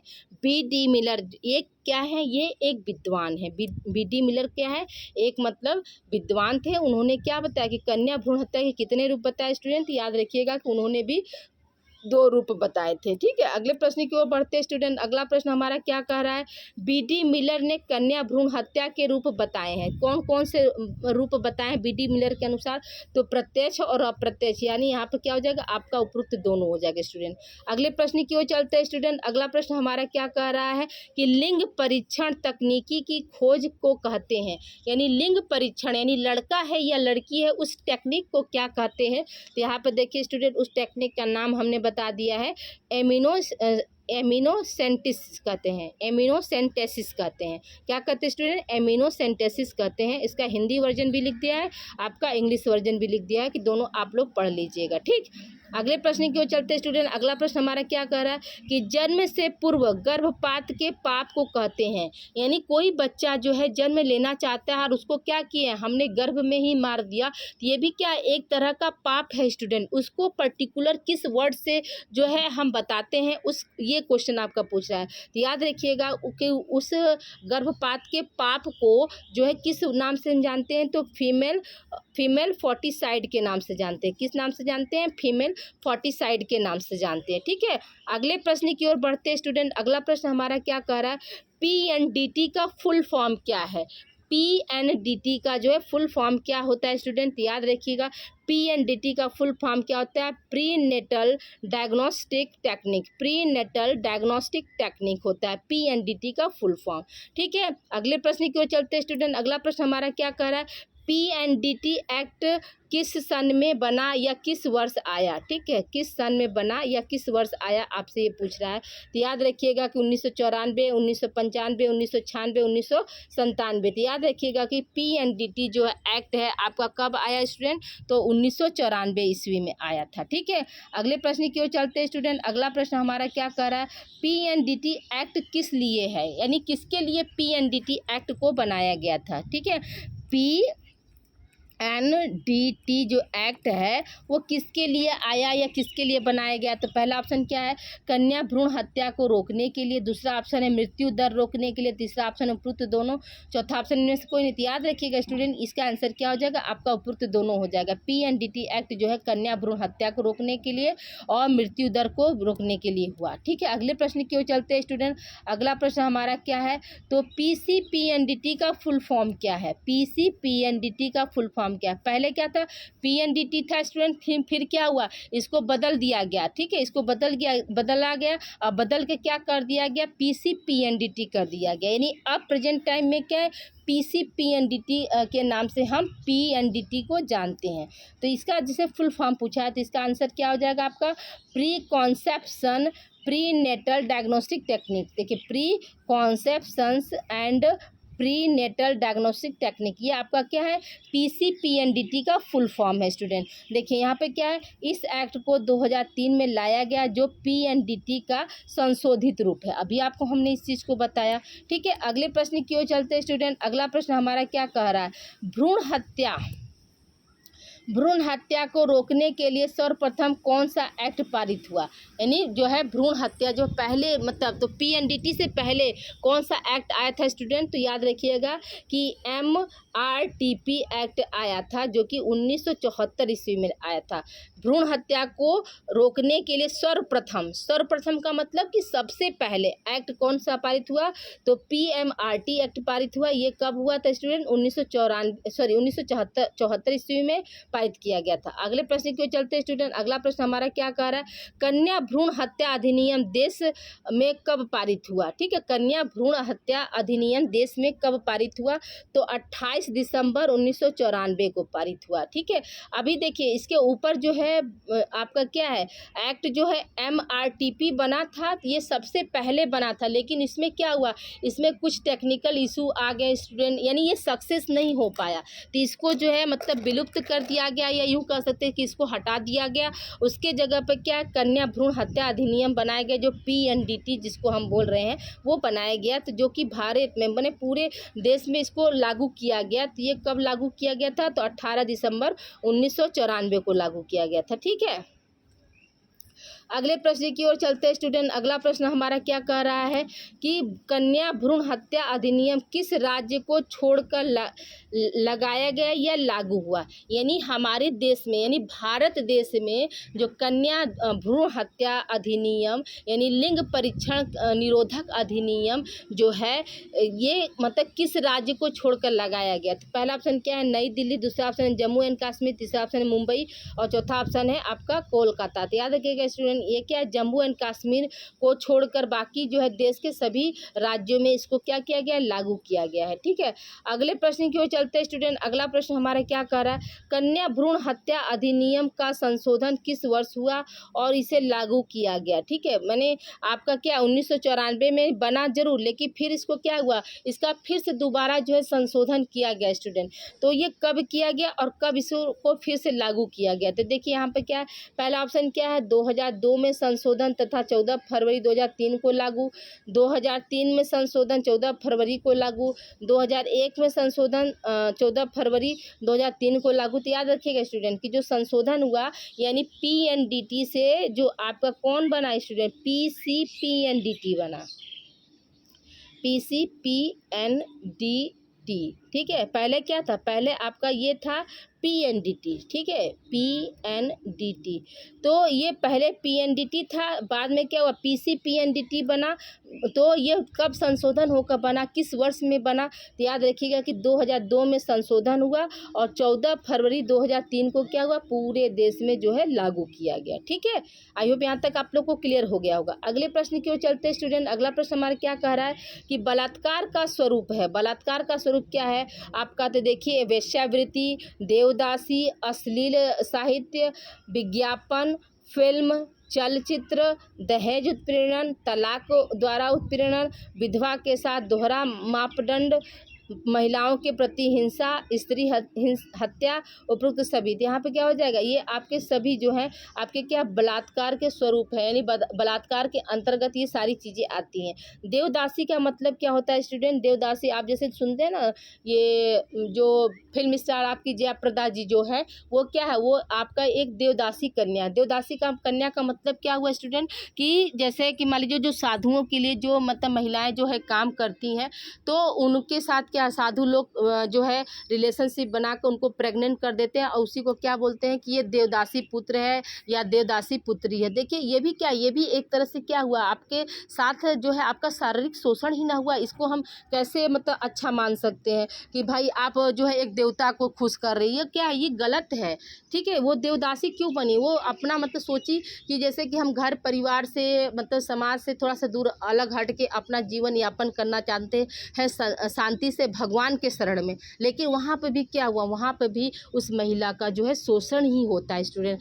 ये देवदासी जो है अच्छा चीज़ नहीं है। ठीक है, असली ओके स्टूडेंट, बाकी सारे ऑप्शन तो आप लोगों को क्लियर हो गए होंगे, तो इसको हम नहीं बता रहे हैं। अगला प्रश्न आप देखिए स्टूडेंट, अगला प्रश्न हमारा क्या कह रहा है कि बलात्कार के कारण है। ठीक है, बलात्कार के कारण क्या है, तो पुलिस की भूमिका। ठीक है, ये भी बात सही है कि अगर कोई मान लीजिए किसी के साथ तो अगर रेप होता है और वो महिला जो है कंप्लेन करने जाती है, तो उसमें क्या है पुलिस जो है मतलब भूमिका नहीं निभाती है, ये वो क्या करती है, वो लड़के के पक्ष वाला काम कर देती है। तो ये भी कहीं ना कहीं क्या फैक्टर, फिर क्या पारंपरिक आदर्श आदर्श, ये भी क्या है, पारंपरिक आदर्श का मतलब क्या, सदियों से चला आ रहा है कि हमारे परंपराओं में क्या पुरुषों को अधिकार है कि महिलाओं का वो शोषण करें, ठीक है। ये भी क्या है, सामाजिक अराजकता क्या है, तो ये भी क्या है, ये भी क्या है, समाज में जैसे जो है माने प्रचलन हो गया कि नहीं, पुरुष चाहे जो मन करे वो कर सकते हैं। तो ये क्या है, ये भी कहीं ना कहीं क्या है, फैक्टर है। फिर क्या, भ्रष्टाचार व आधुनिकता, तो भ्रष्टाचार की वजह से भी क्या होता है, बलात्कार होते हैं। फिर क्या, उपभोक्तावादी की संस्कृति, ये भी कहीं ना कहीं बलात्कार के कारण है। फिर क्या, अपराधी को कठोर दंड न देना, तो ये भी क्या, बलात्कार का ही कारण है। जैसे क्या है, आज जो है भारतीय कानून जो बनाया गया स्टूडेंट, बलात्कार जो होता है उसके लिए क्या है, अगर वो केस कोई महिला, जैसे निर्भया केस जो हुआ स्टूडेंट, सोचिए सन 2012 का ये केस था और उसका जो सॉल्यूशन होते होते क्या हुआ, 19 आ गया। यानी वो उसको क्या है, 7 साल बाद जो है निर्भया को जो है मतलब उसको न्याय मिला। लेकिन उस दंड प्रणाली का क्या, अभी भी जैसे उसमें जो किशोर है उसको क्या किया, उसको आजीवन कारावास है, लेकिन वो जी तो रहा है ना। लेकिन सऊदी अरब में जो है, सऊदी अरब एक ऐसा कंट्री है कि अगर बलात्कारी को अगर पाया जाता है तो वहाँ पर क्या है, तुरंत उनको गोली मार दी जाती है। तो मेरे अनुसार क्या, बलात्कारी को क्या करना चाहिए, ऐसा दंड देना चाहिए स्टूडेंट कि फिर क्या, दूसरा जो व्यक्ति हो उससे सबक ले कि ये जो ऐसी घिनौनी हरकत है वो कोई ना करे। तो उसके लिए सिर्फ क्या, मृत्यु दंड और ऑन स्पॉट होना चाहिए स्टूडेंट। उसके लिए क्या, कानून का जो प्रावधान है ये सब चीज़ें नहीं होनी चाहिए, ठीक है। यहाँ पर क्या हो जाएगा, आपका उपयुक्त सभी हो जाएगा। और ये बलात्कार रोकने के लिए जैसे क्या क्या कर सकते हैं स्टूडेंट, तो देखिए जैसे हम क्या है, हमारे समाज में एक सबसे बड़ी कुरीति या कुरिवाज या बुराई जो है, ये क्या है, हम लड़कियों को बहुत सारा चीज़ों को हम सिखाते हैं, लड़कियों का अच्छा संस्कार सिखाते हैं, लड़कियों को हम मर्यादा सिखाते हैं, लेकिन वही सारी शिक्षा जो है हम लड़कों को नहीं दे पाते हैं। कहीं ना कहीं क्या है, इसके लिए हम महिलाएं भी जिम्मेदार हैं कि जिस तरह से हम लड़की की परवरिश करते हैं, जो भी सही गलत क्या है, बैड टच क्या है, गुड टच क्या है, ठीक है। तो ये सब कुछ जो हम एक लड़की को सिखाते हैं, तो हम एक लड़के को क्यों नहीं ये सब चीज़ें सिखा पाते हैं कि नहीं, अगर आप जिस तरह से आपकी बहन है उसी तरह से क्या, सड़क पर जो लड़की जा रही है वो भी क्या, आपकी बहन के समान है। हाँ, उसकी रक्षा करना क्या है, आपकी जिम्मेदारी। अगर कोई लड़का अगर उस लड़की को अगर छेड़ रहा है, उसके साथ गलत काम करे, तो आपका क्या है, आपको उसको रोकना चाहिए। ये सब चीज़ें क्या है, ये सब सारी शिक्षा जो क्या है, इसके हमें जो है महिलाओं को क्या है, अपने बेटों को भी तो देना चाहिए। जितने संस्कार, जितने रीति रिवाज जो है हम लड़कियों को सिखाते हैं, तो हम लड़कियों को क्यों नहीं सिखाते। लड़कों को ये सारी अगर शिक्षा दिया जाए तो ये बलात्कार जैसी जो घिनौनी अपराध है ये ऑलरेडी कम हो जाएंगे। और फिर और क्या होगा, हमारे देश की हर एक लड़की जो है सुरक्षित रह सकती है स्टूडेंट। तो ये सब क्या, ये सब हमें घर में ही सिखाना चाहिए। जैसे कि मेरे क्या है, मेरे 2 बेटे स्टूडेंट, उनको मैं मतलब घर के भी काम जो है थोड़े बहुत सिखाती रहती हूँ। पहला बेटा क्या 12th में है और दूसरा बेटा हमारा 10th में है। और मेरी कोई बेटियां नहीं, लेकिन मैं आप लोग को स्टडी करा रही हूँ, तो मुझे लगता है कि मैं इतनी बेटियों की क्या हूँ, माँ हूँ, एज ए टीचर भी हूँ, अच्छी एक टीचर भी हूँ और अच्छी माँ भी हूँ।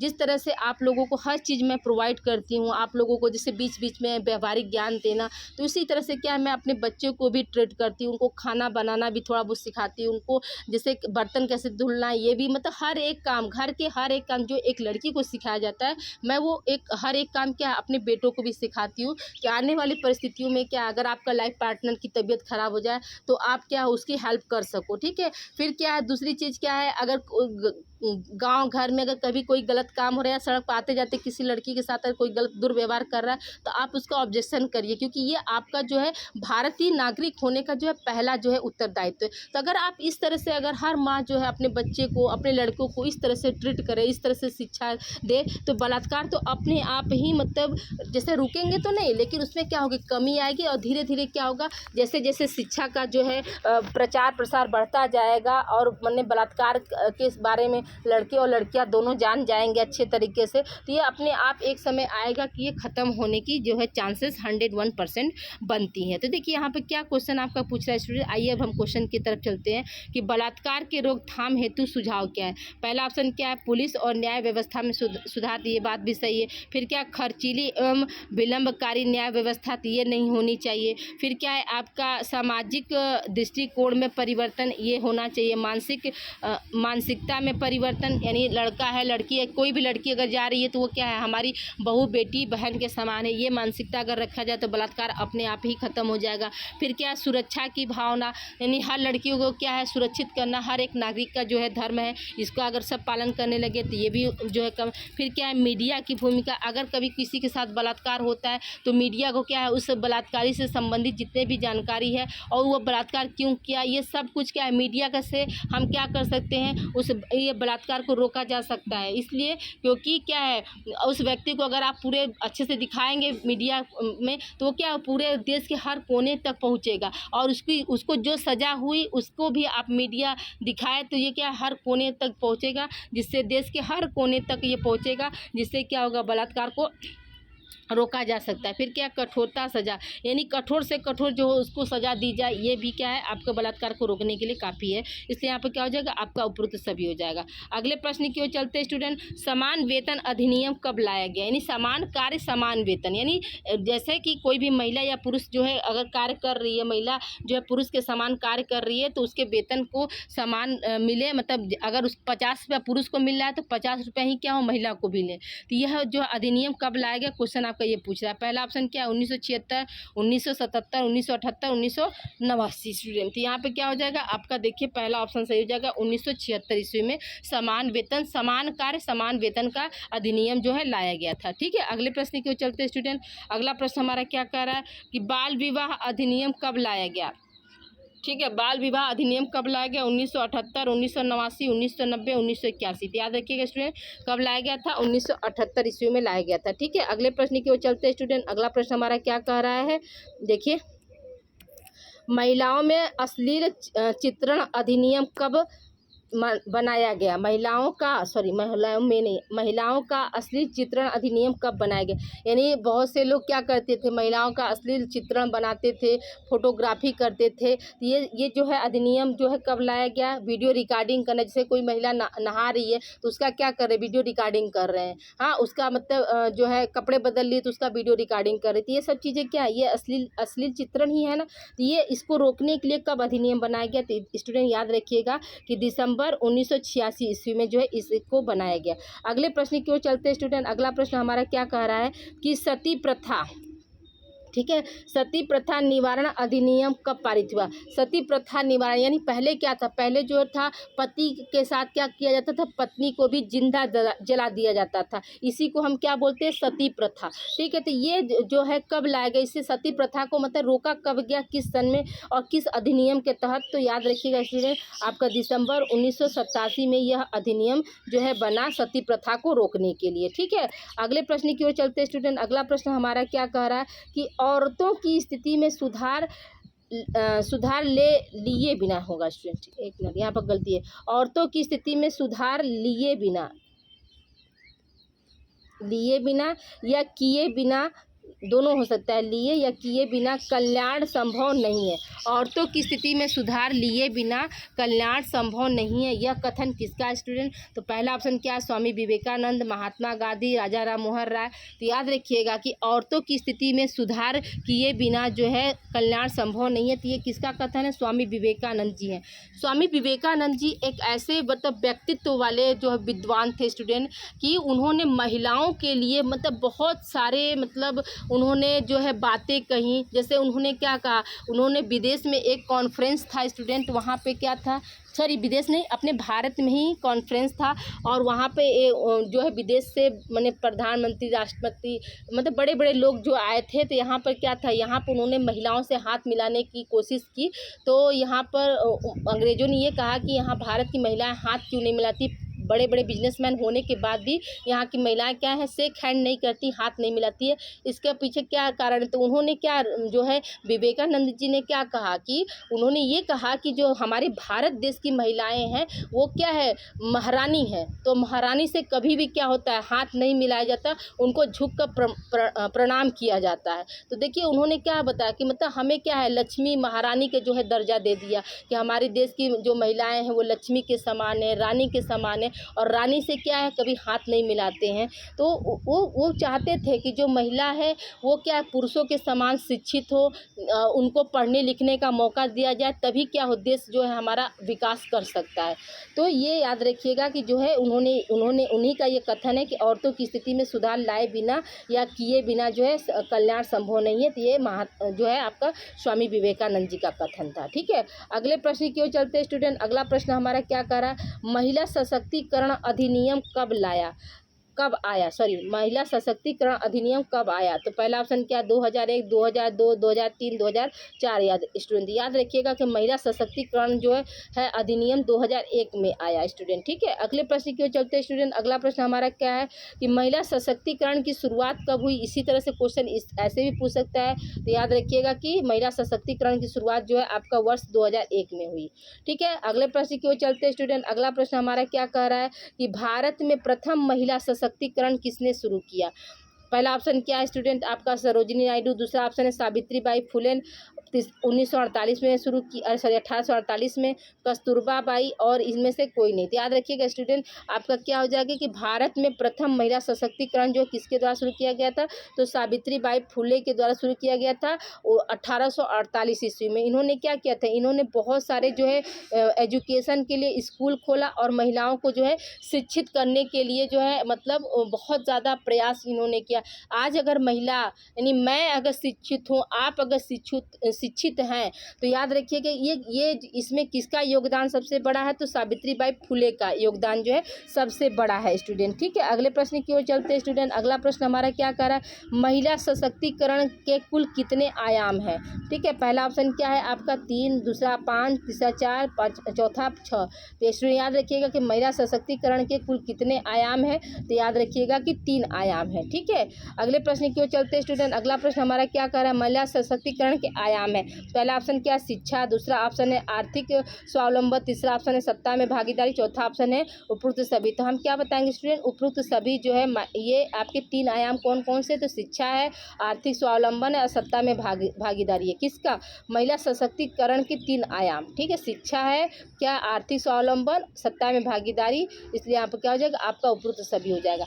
अगले प्रश्न की ओर चलते हैं स्टूडेंट। अगला प्रश्न हमारा क्या कर रहा है, देखिए क्वेश्चन नंबर आपका क्या है 62 क्या कर रहा है कि महिला सशक्तिकरण के अध्यक्ष वर्तमान में कौन है? पहला ऑप्शन क्या, श्रीमती रेखा शर्मा, ममता बनर्जी, इनमें से कोई नहीं। तो याद रखिएगा महिला सशक्तिकरण की अध्यक्ष जो है वो श्रीमती रेखा। ये कब से है स्टूडेंट? याद रखिएगा कि 1918 से है। ठीक है, कब से हैं? 1918 से हैं।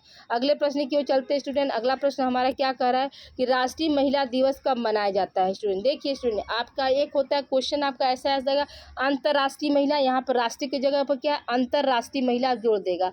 तो वो कब होगा? वो आपका 8 मार्च को होगा। कब होगा स्टूडेंट? 8 मार्च को क्या होता है? इंटरनेशनल, ठीक है, क्या होता है? इंटरनेशनल वुमेन्स डे होता है। इंटरनेशनल वीमेंस डे जो होता है वो कब मनाते हैं हम? 8 मार्च को मनाते हैं। और नेशनल वीमेंस डे हम कब मनाते हैं स्टूडेंट? याद रखिएगा कि 13 फरवरी को मनाते हैं। कब मनाते हैं? 13 फरवरी को हम जो है नेशनल वीमेंस डे मनाते हैं। और 8 मार्च को क्या अंतर्राष्ट्रीय जो है महिला दिवस मनाते हैं स्टूडेंट। ठीक है, अगले प्रश्न की ओर चलते हैं स्टूडेंट। आइए स्टूडेंट हम लोग आगे कंटिन्यू करते हैं। देखिए आपका क्या है, राष्ट्रीय महिला दिवस कब मनाया जाता है? तो अभी आप लोगों को मैंने बताया कि 13 फरवरी। आप देखिए स्टूडेंट कल के जो आपका 3rd पेपर जो हुआ है स्टूडेंट, साइंटिफिक राइटिंग की बात मैं कर रही हूँ, उसमें जो है आप लोगों का जो है 24 क्वेश्चन को आप लोग देखिएगा, उसका ऑप्शन जो होगा आप लोगों का सेकेंड ऑप्शन सही होगा, यानी उपकल्पना। और क्वेश्चन नंबर आपका जो है 25 है स्टूडेंट, उसका जो है आंसर आप लोगों का कौन सा राइट होगा? तो पहला ऑप्शन जो है आपका राइट होगा पत्रिका। ठीक है, याद रखिए इसको 34 और 35 में जो है थोड़ा सा मुझे डाउट था, तो उसको हमने देखिए यहाँ पर आप लोगों को जो है क्लियर कर दिया स्टूडेंट। ठीक है, और एक आप लोगों का क्वेश्चन नंबर जो है आपका एक 60 है शायद स्टूडेंट, ठीक है। एक क्वेश्चन नंबर आप लोगों का 60 है, जिसमें हमने बताया, जैसे क्वेश्चन है आप लोगों का कि जनगणना रिपोर्ट का उपयोग डेटा के स्रोत के किस रूप में किया जाता है, ठीक है। क्वेश्चन नंबर क्या है स्टूडेंट, क्वेश्चन नंबर आपका 60 का देखिए यहाँ पर हमने आप लोगों को बता दिया कि प्राथमिक स्रोत नहीं, इसका क्या होगा, आपका ऑप्शन जो है 2 सही हो जाएगा, द्वितीयक स्रोत होगा। क्यों द्वितीयक स्रोत होगा स्टूडेंट, कि जैसे जनगणना रिपोर्ट जो होती है उसका उपयोग क्या करते हैं, कोई हमने साहित्यिक समीक्षा में जब हम उसका लिखते हैं तो उसमें हम क्या करते हैं, पहले से वो रिपोर्ट दिया रहता है कि 2011 के अनुसार, जनगणना 2011 के अनुसार, यानी क्या हुआ, बीती हुई बातों को हम बता रहे हैं, इसलिए आप क्या है, आपका जो है सेकेंडरी जो है डाटा होगा, सेकेंडरी सोर्स होगा। ये आप लोग वहाँ पे जाकर सही कर लीजिएगा स्टूडेंट। देखिए स्टूडेंट, कुछ क्वेश्चन में जो है आपका डाउट मेरा हो जाता है, ऐसा नहीं कि कोई भी जो है टीचर जो है वो 101% जो है क्या है श्योर होकर आपको आंसर की जारी करे। कुछ क्वेश्चन में क्या होता है, संशय हो जाता है, ठीक है। अगले प्रश्न की ओर चलते स्टूडेंट। अगला प्रश्न हमारा क्या कह रहा है कि भारत में, एक मिनट, भारत में राष्ट्रीय महिला दिवस किनके जन्मदिन के उपलक्ष्य में मनाया जाता है, ठीक है। आपका ऑप्शन क्या दिया है, सरोजनी नायडू, दूसरा ऑप्शन क्या है, कस्तूरबा गांधी, तीसरा ऑप्शन है सावित्रीबाई फुले, और चौथा ऑप्शन इनमें से कोई नहीं। तो याद रखिएगा कि भारत में राष्ट्रीय महिला दिवस जो है किनके जन्म पर मनाया जाता है स्टूडेंट, तो आपका सरोजनी नायडू का जो जन्म क्या है, 13 फरवरी 1889 को हुआ था स्टूडेंट, ठीक है। 13 फरवरी 1889 को उनका जन्म हुआ था, और उन्हीं के जन्म के उपलक्ष्य में क्या है, राष्ट्रीय महिला दिवस जो है हम मनाते हैं, ठीक है। अगले प्रश्न की ओर चलते स्टूडेंट। अगला प्रश्न हमारा क्या कर रहा है कि अंतर्राष्ट्रीय महिला दिवस कब मनाया जाता है, तो आपको मैंने अभी बताया कि अंतर्राष्ट्रीय महिला दिवस हम कब मनाते हैं स्टूडेंट, तो 8 मार्च को मनाते हैं, ठीक है। अगले प्रश्न की ओर बढ़ते स्टूडेंट। अगला प्रश्न हमारा क्या कह रहा है, सूचना का अधिकार किसको प्राप्त है स्टूडेंट, सूचना का अधिकार यानी राइट टू इन्फॉर्मेशन, ठीक है। राइट टू इन्फॉर्मेशन यानी सूचना का अधिकार जो है किसको प्राप्त है, तो पहला ऑप्शन क्या, केवल भारतीयों को, भारतीय तथा विदेशी दोनों को, पिछड़े वर्ग को, इनमें से कोई नहीं। याद रखिएगा स्टूडेंट कि जो सूचना का अधिकार है वो क्या है, केवल भारतीयों को प्राप्त है, पहला ऑप्शन यहाँ पे सही हो जाएगा। अगले प्रश्न की ओर चलते हैं स्टूडेंट। अगला प्रश्न हमारा क्या कह रहा है कि इस अधिनियम में नियम बनाने की केंद्र सरकार की शक्ति किस धारा के तहत है, यानी सूचना का अधिकार अधिनियम में नियम बनाने की केंद्र सरकार की शक्ति जो है किस धारा के तहत लिया गया है, पहला ऑप्शन क्या है, 30 धारा 30, दूसरा ऑप्शन धारा 31, धारा 32, धारा 35। याद रखिएगा स्टूडेंट, आपका धारा जो है 30 के अंतर्गत लिया गया है, ठीक है। अगले प्रश्न की ओर चलते हैं स्टूडेंट। अगला प्रश्न हमारा क्या कह रहा है कि आरटीआई में कितनी धाराएं और अध्याय हैं, जो मतलब राइट टू इन्फॉर्मेशन है उसमें जो है कितनी धाराएं और कितनी जो है अध्याय हैं, क्वेश्चन आपका ये पूछ रहा है। पहला ऑप्शन क्या है, 32 धाराएं और 8 अध्याय, दूसरा ऑप्शन है 31 धाराएं और 5 अध्याय, तीसरा ऑप्शन है 32 धाराएं 6 अध्याय, और चौथा ऑप्शन है 32 धाराएं और 7 अध्याय। तो स्टूडेंट इसमें इसका आंसर क्या हो जाएगा कि जो आरटीआई में जो धारा है वो क्या 31 धारा होती है और 5 अध्याय होते हैं, ठीक है। आरटीआई का फुल फॉर्म क्या होता है स्टूडेंट, याद रखिएगा आरटीआई का फुल फॉर्म क्या होता है, राइट टू इन्फॉर्मेशन। क्या होता है student, right to information, ININFORMATION, right to information, ठीक है। अगले प्रश्न को चलते हैं स्टूडेंट। अगला प्रश्न हमारा क्या कह रहा है कि आरटीआई को राष्ट्रपति की मंजूरी कब मिली, यानी आरटीआई बन तो गया लेकिन उसको जो है राष्ट्रपति ने कब मंजूरी दी कि नहीं ये राइट टू इन्फॉर्मेशन जो है इसको मतलब लाया जाए, तो पहला ऑप्शन क्या है, 15 जून 2005, 12 मार्च 2005, 14 मार्च 2005। तो स्टूडेंट याद रखिएगा कि आरटीआई को राष्ट्रपति के द्वारा जो है मंजूरी कब मिली थी, किस सन में मिली थी, तो 15 जून 2005 को मिली थी। कब मिली थी स्टूडेंट, 15 जून 2005 को मिली थी। फिर अगला प्रश्न हमारा है कि सूचना की स्वतंत्रता विधेयक कब पारित किया गया, ठीक है। सूचना की स्वतंत्रता जो है विधेयक जो है कब पारित किया गया स्टूडेंट, आपका 2002, 2005, 2007। तो याद रखिए स्टूडेंट कि 2002 में जो है सूचना की स्वतंत्रता विधेयक को क्या किया गया था, पारित किया गया था। अगले प्रश्न की चलते स्टूडेंट। अगला प्रश्न हमारा क्या कह रहा है कि भारत में सबसे पहले इस अधिनियम यानी आरटीआई को किस राज्य में लाया किया गया, ठीक है। यानी या यूँ कह सकते हैं, इसी क्वेश्चन को ऐसे पूछा जा सकता है स्टूडेंट कि भारत के किस राज्य में सबसे पहले जो है आरटीआई को लागू किया गया, या कौन सा वह राज्य है जो भारत में आरटीआई को लागू करने वाला पहला राज्य है, ठीक है। तो पहला ऑप्शन क्या है आपका 1947 में तमिलनाडु राज्य, दूसरा ऑप्शन है 1947 में कोलकाता राज्य, तीसरा ऑप्शन है 1997 में तमिलनाडु, और 19 इनमें से कोई नहीं। तो याद रखिएगा कि भारत में सबसे पहले इस अधिनियम यानी आरटीआई को जो है सबसे पहले कौन लाया था स्टूडेंट, याद रखिएगा कि 1997 स्टूडेंट, ठीक है। याद रखिएगा 1997 में क्या किया गया था, तमिलनाडु राज्य में सबसे पहले जो है आरटीआई को लागू किया गया था, ठीक है। या तमिलनाडु ही एक ऐसा राज्य है जो जिसने क्या किया आरटीआई को पहले अपने राज्य में लाया, ठीक है। अगले प्रश्न की ओर चलते हैं स्टूडेंट। अगला प्रश्न हमारा क्या कह रहा है कि आरटीआई 2005 से पहले यह भारत में कितने राज्यों में लागू था, ठीक है। आरटीआई 2005 यानी आरटीआई जो है वो क्या 2005 से पहले, आरटीआई 2005 से पहले जो है भारत में मतलब सबसे पहले कितने राज्यों में लागू था। माने राज्यों की यहाँ पे क्या कर रहा है स्टूडेंट, संख्या पूछ रहा है। क्या पूछ रहा है स्टूडेंट, संख्या पूछ रहा है कि आरटीआई जो 2005 में लाया गया, राइट टू इन्फॉर्मेशन 2005 एक्ट जो बनाया गया, उससे पहले जो है वो मतलब कितने राज्य में वो था। तो पहला ऑप्शन क्या है आपका 7 राज्य, 9 राज्य, 10 राज्य, 8 राज्य। तो याद रखिएगा स्टूडेंट कि 9 राज्य में जो 9 स्टेट में जो थे वो आरटीआई से पहले जो है 2005 से पहले जो क्या थे इस यहाँ पे लागू थे, ठीक है। अगले प्रश्न की ओर चलते हैं स्टूडेंट। अगला प्रश्न हमारा क्या कह रहा है कि विश्व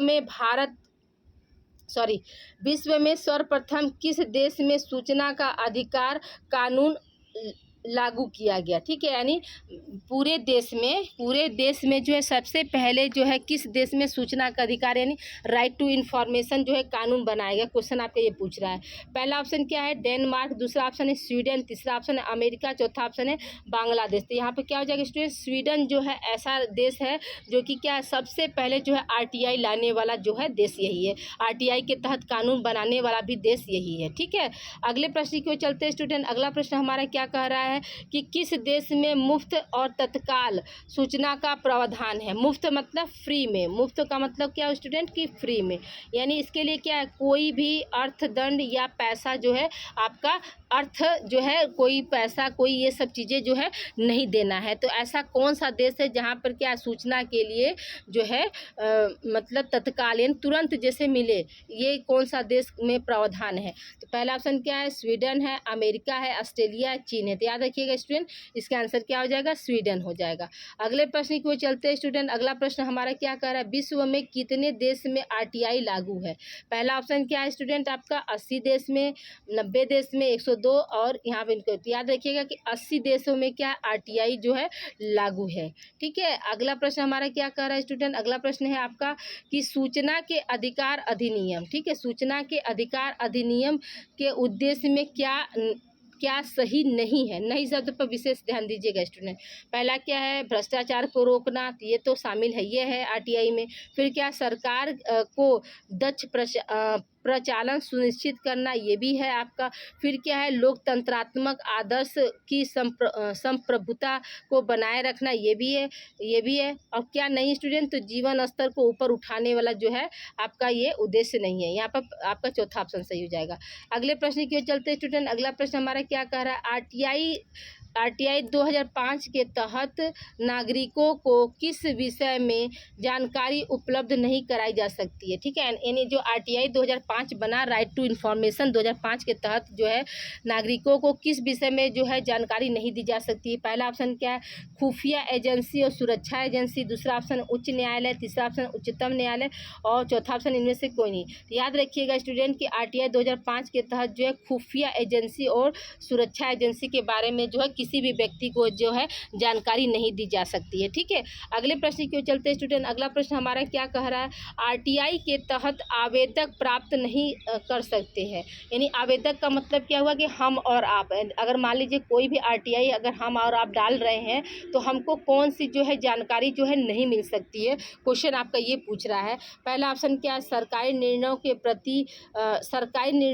प्रति प्राप्त करना, तो ये तो मिल ही जाएगा। फिर क्या है सरकारी दस्तावेज दस्तावेज का निरीक्षण करना ये भी मिल जाएगा। गोपनीयता की सूचनाएं जो है यानी जो खुफिया एजेंसी है, सुरक्षा खुफिया एजेंसी, जैसे हमारे देश में क्या है, हम लोग को आज हम लोग अगर चैन की सांस ले रहे हैं तो कहीं ना कहीं क्या है, हमारी जो गवर्नमेंट है, जो हमारे सोल्जर्स हैं, उनके लिए क्या है, बहुत सारी खुफिया एजेंसी, बहुत सारी गोपनीय बातें जो हैं, सूचनाएं जो हैं वो मतलब लागू की जाती हैं, बनाई जाती हैं। तो क्या है, उसको क्या है, आम जनता तक पहुंचाया जाता है, नहीं ना पहुंचाया जाता है। तो अगर कोई भी व्यक्ति जो है अगर सोचे कि नहीं हमको जो है खुफिया जो जानकारी है वो आरटीआई के तहत मिल जाए, तो ये नहीं मिल सकता है। ठीक है, तो यहाँ पे क्या हो जाएगा, आपको गोपनीयता की सूचना जो है किसी भी नागरिक को अगर वो प्रस्ताव जारी करता है तो उसे नहीं दिया जा सकता है। ठीक है, अगले प्रश्न की ओर चलते हैं स्टूडेंट। अगला प्रश्न हमारा क्या कह रहा है, यदि सूचना व्यक्ति के जीवन, ठीक है, यदि सूचना व्यक्ति के जीवन तथा स्वतंत्रता से संबंधित है तो कितने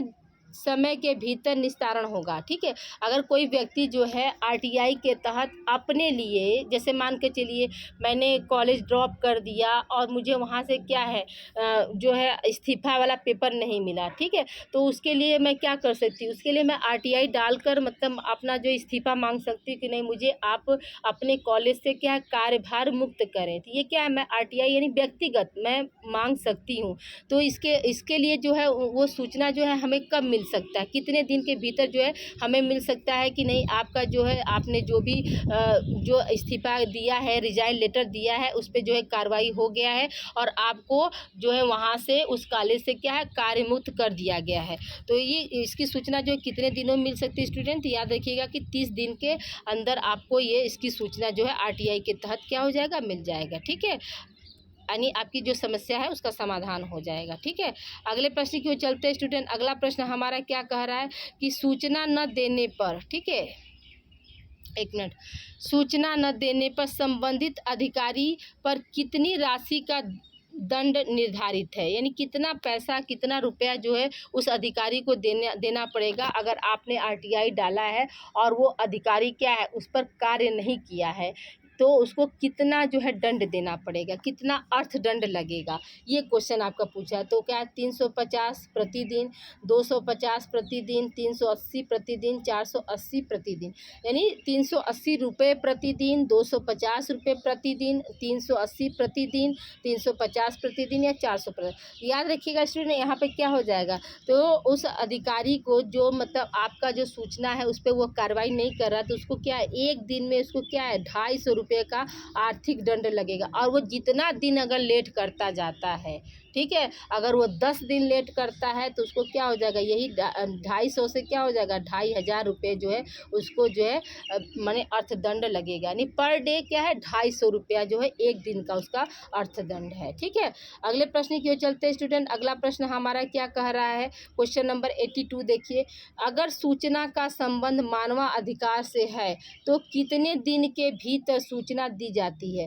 ठीक है, अगर सूचना का संबंध क्या है मानवाधिकार यानी ह्यूमन राइट्स की बात यहाँ पर की जा रही है स्टूडेंट, तो कितने दिन के भीतर हो जाएगा, तो पहला क्या है आपका 45 दिन, 40 दिन, 30 दिन और 25 दिन। तो देखिए स्टूडेंट, अभी 30 दिन का हमने क्या बताया कि आप अपने व्यक्तिगत के लिए यानी अपने लिए आप जो है अगर आरटीआई के तहत अगर सूचना प्राप्त करना चाहते हैं, जानकारी प्राप्त करना चाहते हैं, तो उसका जो निस्तारण यानी निवारण जो है वो आपका 30 दिन में हो जाएगा। लेकिन क्या है मानवाधिकार के तहत, ठीक है, मानवाधिकार यानी ह्यूमन राइट्स के तहत अगर आपको कोई सूचना अगर आपने दिया है तो उसकी सूचना जो है कितने दिन में आपको मिलेगी, तो याद रखिएगा कि उसकी जो जानकारी है, उसकी सूचना है या उसका इन्फॉर्मेशन है वो आपको कितने दिन तक मिल जाएगा, 45 दिनों में मिलेगा। ठीक है, याद रखिएगा इन दोनों ऑप्शन में कंफ्यूज मत होइएगा। ये जो ऑप्शन आपका जो 30 है वो क्या है आपका व्यक्तिगत के लिए कहा गया और ये क्या है आपका मानवाधिकार से संबंधित है। ठीक है, अगले प्रश्न की ओर चलते हैं स्टूडेंट। अगला प्रश्न हमारा क्या कह रहा है,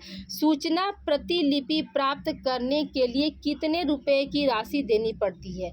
अगर मान लीजिए कोई भी आपको इन्फॉर्मेशन, कोई भी दस्तावेज का अगर जिरॉक्स कराते हैं स्टूडेंट, जैसे आप अपने नोट्स का ही छोटा ही आप अपने लिए देखिए, तो अगर आपको कोई किसी का नोट्स का कॉपी अगर मतलब कराना है, फोटो स्टेट कराना है, तो आपको कितना देना पड़ता है, तो 2 रुपये ही ना देना पड़ता है। तो याद रखिएगा कि सूचना के लिए प्रतिलिपि जो प्राप्त करने के लिए कितना जो है पैसा देना पड़ेगा, तो 2 रुपये है। आप फोटोकॉपी का इस समय क्या है, 2 रुपये ही हो गया है, तो आप सभी लोग जानते हैं।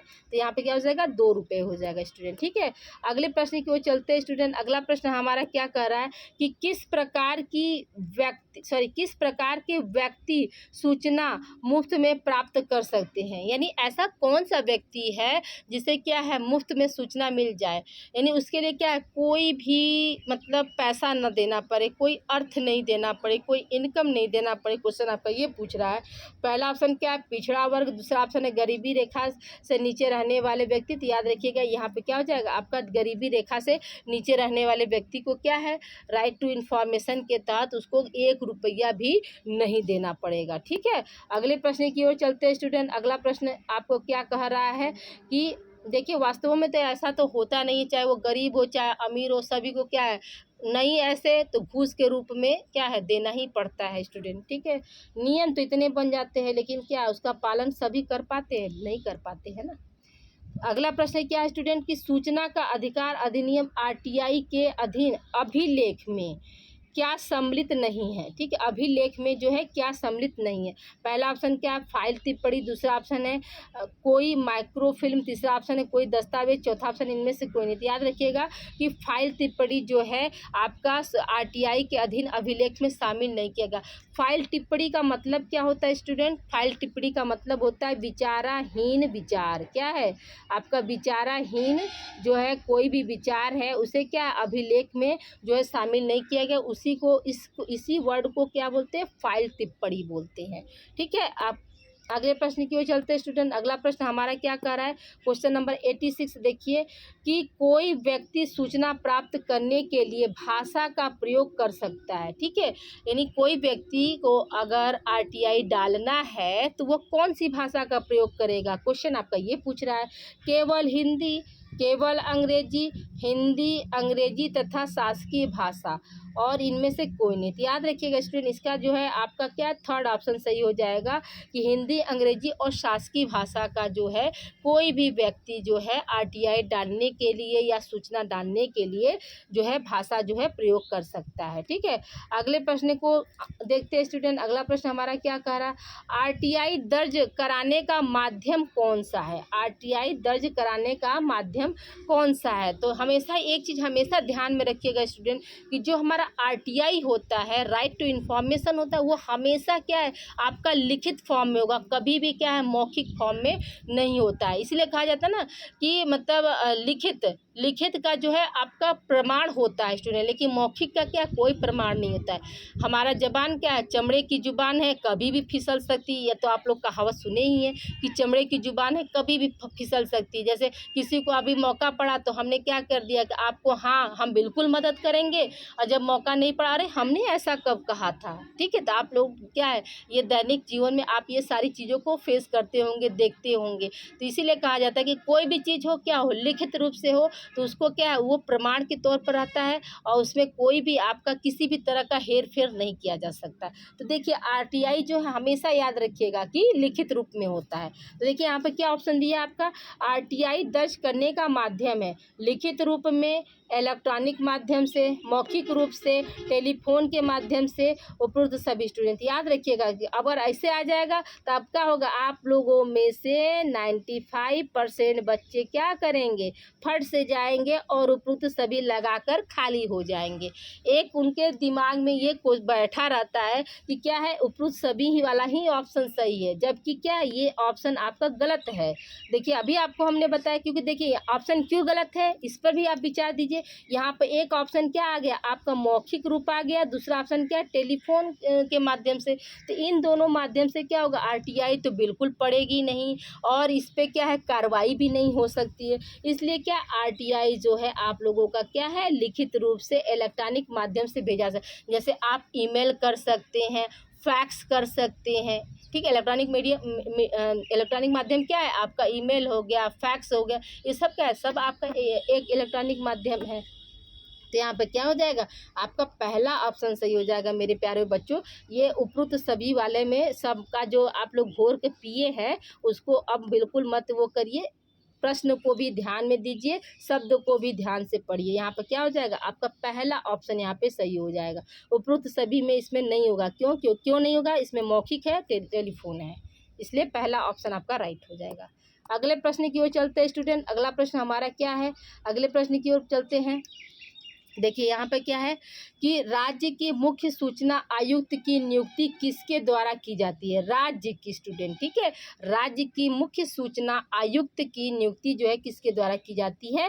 पहला ऑप्शन क्या है, राष्ट्रपति के द्वारा, प्रधानमंत्री के द्वारा, राज्यपाल के द्वारा, उपराष्ट्रपति। याद रखिए स्टूडेंट, क्या है, राज्यपाल के द्वारा होती है, ठीक है। अगले प्रश्न की ओर चलते हैं स्टूडेंट।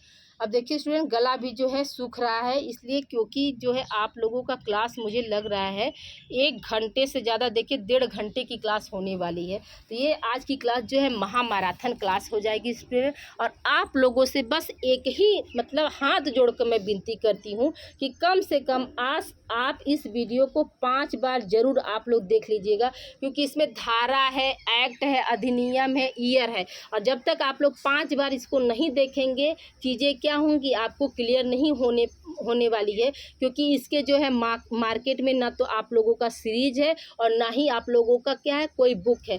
मैंने इसको कम से कम जो 7 बुक जो है मैंने लिया स्टूडेंट, ऑनलाइन ऑर्डर करके मंगाया है। और 7 बुक्स में से आपके सिलेबस के अकॉर्डिंग जो है क्वेश्चन को पहले मैं कॉपी पे राइट डाउन कर रही हूँ जल्दी। उसके बाद क्या है, कम से कम 3 से 4 घंटे मुझे मतलब लग जा रहा है क्वेश्चन को मतलब फ्रेम करने में। अब देखिए इसको वीडियो को अपलोड करते करते आज की क्लास हो सकता है आप लोगों को मतलब 12 से 1 के बीच में मिलेगा, क्योंकि क्लास क्या है, क्लास का जो टाइम ड्यूरेशन जो है बहुत लंबा हो गया है।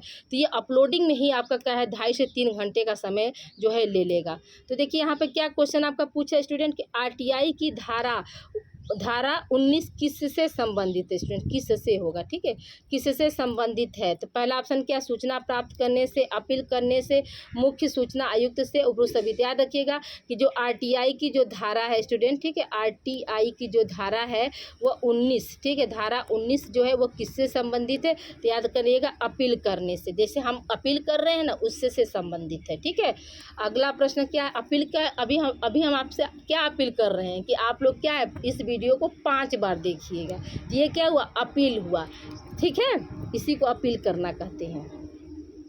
बहुत से स्टूडेंट मेरी बातों को सुनकर मुस्कुरा रहे होंगे कि मैम भी क्या क्या बात बोल देती है। अब क्या करें, आप लोगों को याद कराने का क्या है, यही एक तरीका मुझे समझ में आता है, ठीक है। एक क्वेश्चन 90 नंबर देखिए क्या है, यदि कोई अधिकारी सूचना नहीं देता है तो उस व्यक्ति पर जुर्माने का प्रावधान किस धारा के अंतर्गत है, ठीक है। यदि कोई अधिकारी जो है अगर जैसे मैं अधिकारी हो गई, ठीक है, और आपने जो कमेंट किया अगर मैं उसका जवाब नहीं दे पा रही हूँ तो उसको किस में मतलब शामिल किया जाएगा, किस धारा के तहत आएगा। तो ये आप एक एग्जाम्पल के तहत समझिएगा। तो पहला ऑप्शन क्या है 19, धारा 19 तो किससे संबंधित, अभी आप लोगों को हम बताएं कि धारा 19 क्या है, अपील करने से संबंधित है।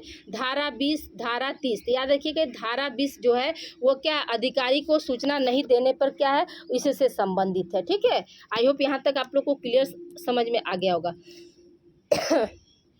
अगले क्वेश्चन की तरफ चलते हैं स्टूडेंट। अगला क्वेश्चन आपका क्या है कि आरटीआई के तहत केंद्रीय सूचना आयोग की शक्ति व कार्यों की चर्चा की गई है, किस धारा में की गई है स्टूडेंट, जो है केंद्रीय सूचना आयोग की शक्ति और कार्यों की। तो याद रखिएगा स्टूडेंट धारा 18 में की गई है। धारा 19 में अपील और धारा 20 में अभी क्या बताएं स्टूडेंट कि व्यक्ति पर वैसे अधिकारी पर जो है सूचना नहीं देने को किसमें है, आपका धारा 20 में है, ठीक है। अगले प्रश्न की ओर चलते हैं स्टूडेंट। अगला प्रश्न हमारा क्या कह रहा है कि आरटीआई के तहत केंद्रीय सूचना आयोग का गठन किस धारा के तहत होता है। पहला ऑप्शन क्या, धारा 12, धारा 20, धारा 19, धारा 18। तो आरटीआई के तहत केंद्रीय सूचना आयोग का गठन जो है वो कब होता है स्टूडेंट, तो धारा 12 के अंतर्गत होता है। अगले प्रश्न की ओर पढ़ते हैं स्टूडेंट। अगला प्रश्न हमारा क्या कह रहा है, आरटीआई 2005 के संबंध में कौन सा कथन सही है। आरटीआई 2005 के संबंध में कौन सा कथन जो है सही है। पहला ऑप्शन क्या है स्टूडेंट, आपका यह संपूर्ण भारत में लागू है, ठीक है। दूसरा ऑप्शन क्या, आरटीआई केवल भारतीयों के लिए है। तीसरा ऑप्शन क्या, उपरोक्त दोनों। तो याद रखिएगा स्टूडेंट उपरोक्त दोनों वाला ऑप्शन जो यहाँ पे सही हो जाएगा। अगले प्रश्न की ओर चलते हैं स्टूडेंट। अगला प्रश्न हमारा क्या कह रहा है कि आरटीआई की धारा आरटीआई की धारा 6 के तहत सूचना प्राप्त करने के लिए क्या आवश्यक नहीं है। ठीक है, पहला ऑप्शन क्या है, कारण, दूसरा ऑप्शन है व्यक्तिगत विवरण, तीसरा ऑप्शन है उपरोक्त दोनों, चौथा ऑप्शन है इनमें से कोई नहीं। तो याद रखिएगा स्टूडेंट, उपरोक्त दोनों, यानी थर्ड ऑप्शन सही होगा कि आरटीआई की धारा 6 के तहत यह सूचना प्राप्त करने के लिए क्या आवश्यक नहीं, मतलब आपको कारण जानने की ज़रूरत नहीं है, और व्यक्तिगत विवरण यानी मान लीजिए उस व्यक्ति से संबंधित कोई पर्सनल इन्फॉर्मेशन की जो है ज़रूरत नहीं पड़ेगी। आप और किस धारा में इसको शामिल किया गया है, तो आपका जो है धारा 6 में शामिल किया गया है। ठीक है, अगले प्रश्न की ओर चलते हैं स्टूडेंट। अगला प्रश्न हमारा क्या कह रहा है इस सेशन का, नहीं अभी है क्वेश्चन। हाँ देखिए यहाँ पे क्या है, आपका जो है 95 क्वेश्चन जो है क्या है, आरटीआई के तहत किनसे जानकारी प्राप्त की जा सकती है, यानी जो अगर हम आरटीआई डाल रहे हैं तो उसकी सूचना या उसकी जानकारी जो है कौन दे सकता है, क्वेश्चन आपका ये पूछ रहा है। पहला ऑप्शन क्या है, सरकारी विभागों से, दूसरा ऑप्शन है इंडियन आर्मी, तीसरा ऑप्शन है विदेश गुप्त सूचना, चौथा ऑप्शन है निजी संस्थान। तो याद रखिएगा स्टूडेंट, सरकारी विभागों से जो है हम आरटीआई जो है डालकर जानकारी जो है प्राप्त कर सकते हैं। अगला प्रश्न हमारा क्या कर रहा है कि इनमें से कौन सी संस्था आरटीआई के दायरे में नहीं आती है। ठीक है, इनमें से कौन सी संस्था है जो आपके आरटीआई के दायरे में नहीं आती है। पहला ऑप्शन क्या, उच्चतम न्यायालय, दूसरा ऑप्शन है जिला न्यायालय, तीसरा ऑप्शन है सुरक्षा एजेंसियाँ, चौथा ऑप्शन है इनमें से कोई नहीं। तो याद रखिएगा स्टूडेंट, इनमें से जो है आरटीआई के तहत कौन दायरे में नहीं आता है, तो याद रखिएगा कि सुरक्षा एजेंसियाँ जो होती हैं वो आपके आरटीआई के दायरे के तहत में नहीं आती हैं। अगले प्रश्न की ओर चलते हैं स्टूडेंट। अगला प्रश्न हमारा क्या करा, सूचना का अधिकार अधिनियम 2005 की किस धारा में सूचना के अधिकार को परिभाषित किया गया है। ठीक है, सूचना का अधिकार अधिनियम, देखिए स्टूडेंट ये आपका मोस्ट इंपॉर्टेंट है, क्वेश्चन आने की संभावना है। तो सूचना का अधिकार अधिनियम 2005 की किस धारा में सूचना के अधिकार को परिभाषित किया गया है, तो याद रखिएगा कि आपका कौन सा है स्टूडेंट, 2J है स्टूडेंट। ये क्या है आपका जो है, आज आप लोगों का हमने 97 क्वेश्चन यानी 100 के लगभग आप लोगों को क्वेश्चन हमने सॉल्व करा दिया। और बीच में एक बार भी नहीं बोले स्टूडेंट कि आप लोग वीडियो को लाइक कीजिए, शेयर कीजिए। जो बच्चे हमारे चैनल से जुड़े हुए हैं वो बच्चे क्या है, जो बच्चे हमारे चैनल से नहीं जुड़े हैं, आज पहली बार देख रहे हैं तो चैनल को सब्सक्राइब कर दे। तो देखिए लास्ट में आपको बोल रही हूँ कि जो बच्चे आज पहली बार जुड़े हैं वो क्या करें, चैनल को आप लोग सब्सक्राइब कर दीजिए। देखिए स्टूडेंट, आप लोग देखना तो शुरू कर देते हैं, लेकिन क्या है आप लोग लाइक करना भूल जाते हैं। तो वीडियो स्टार्ट करते समय ही आप लोग को जो है आप ये बना रहता है ऐसे सिंबल, इसको आप प्रेस कर देंगे तो वीडियो क्या हो जाएगी, लाइक हो जाएगी स्टूडेंट। और ये जो आपका एरो का चिन्ह बना रहता है वो क्या है, शेयर के लिए। तो एक दूसरे को क्या है आप लोग ये वीडियो शेयर भी कर सकते हैं। ओके ठीक है स्टूडेंट, मिलते हैं हम अगली क्लास में। ये आप लोगों का क्या है, ये महामैराथन क्लास है। अभी आप लोगों को मैं 100 क्वेश्चन का और मैराथन क्लास लगाऊंगी। Okay, thank you for watching.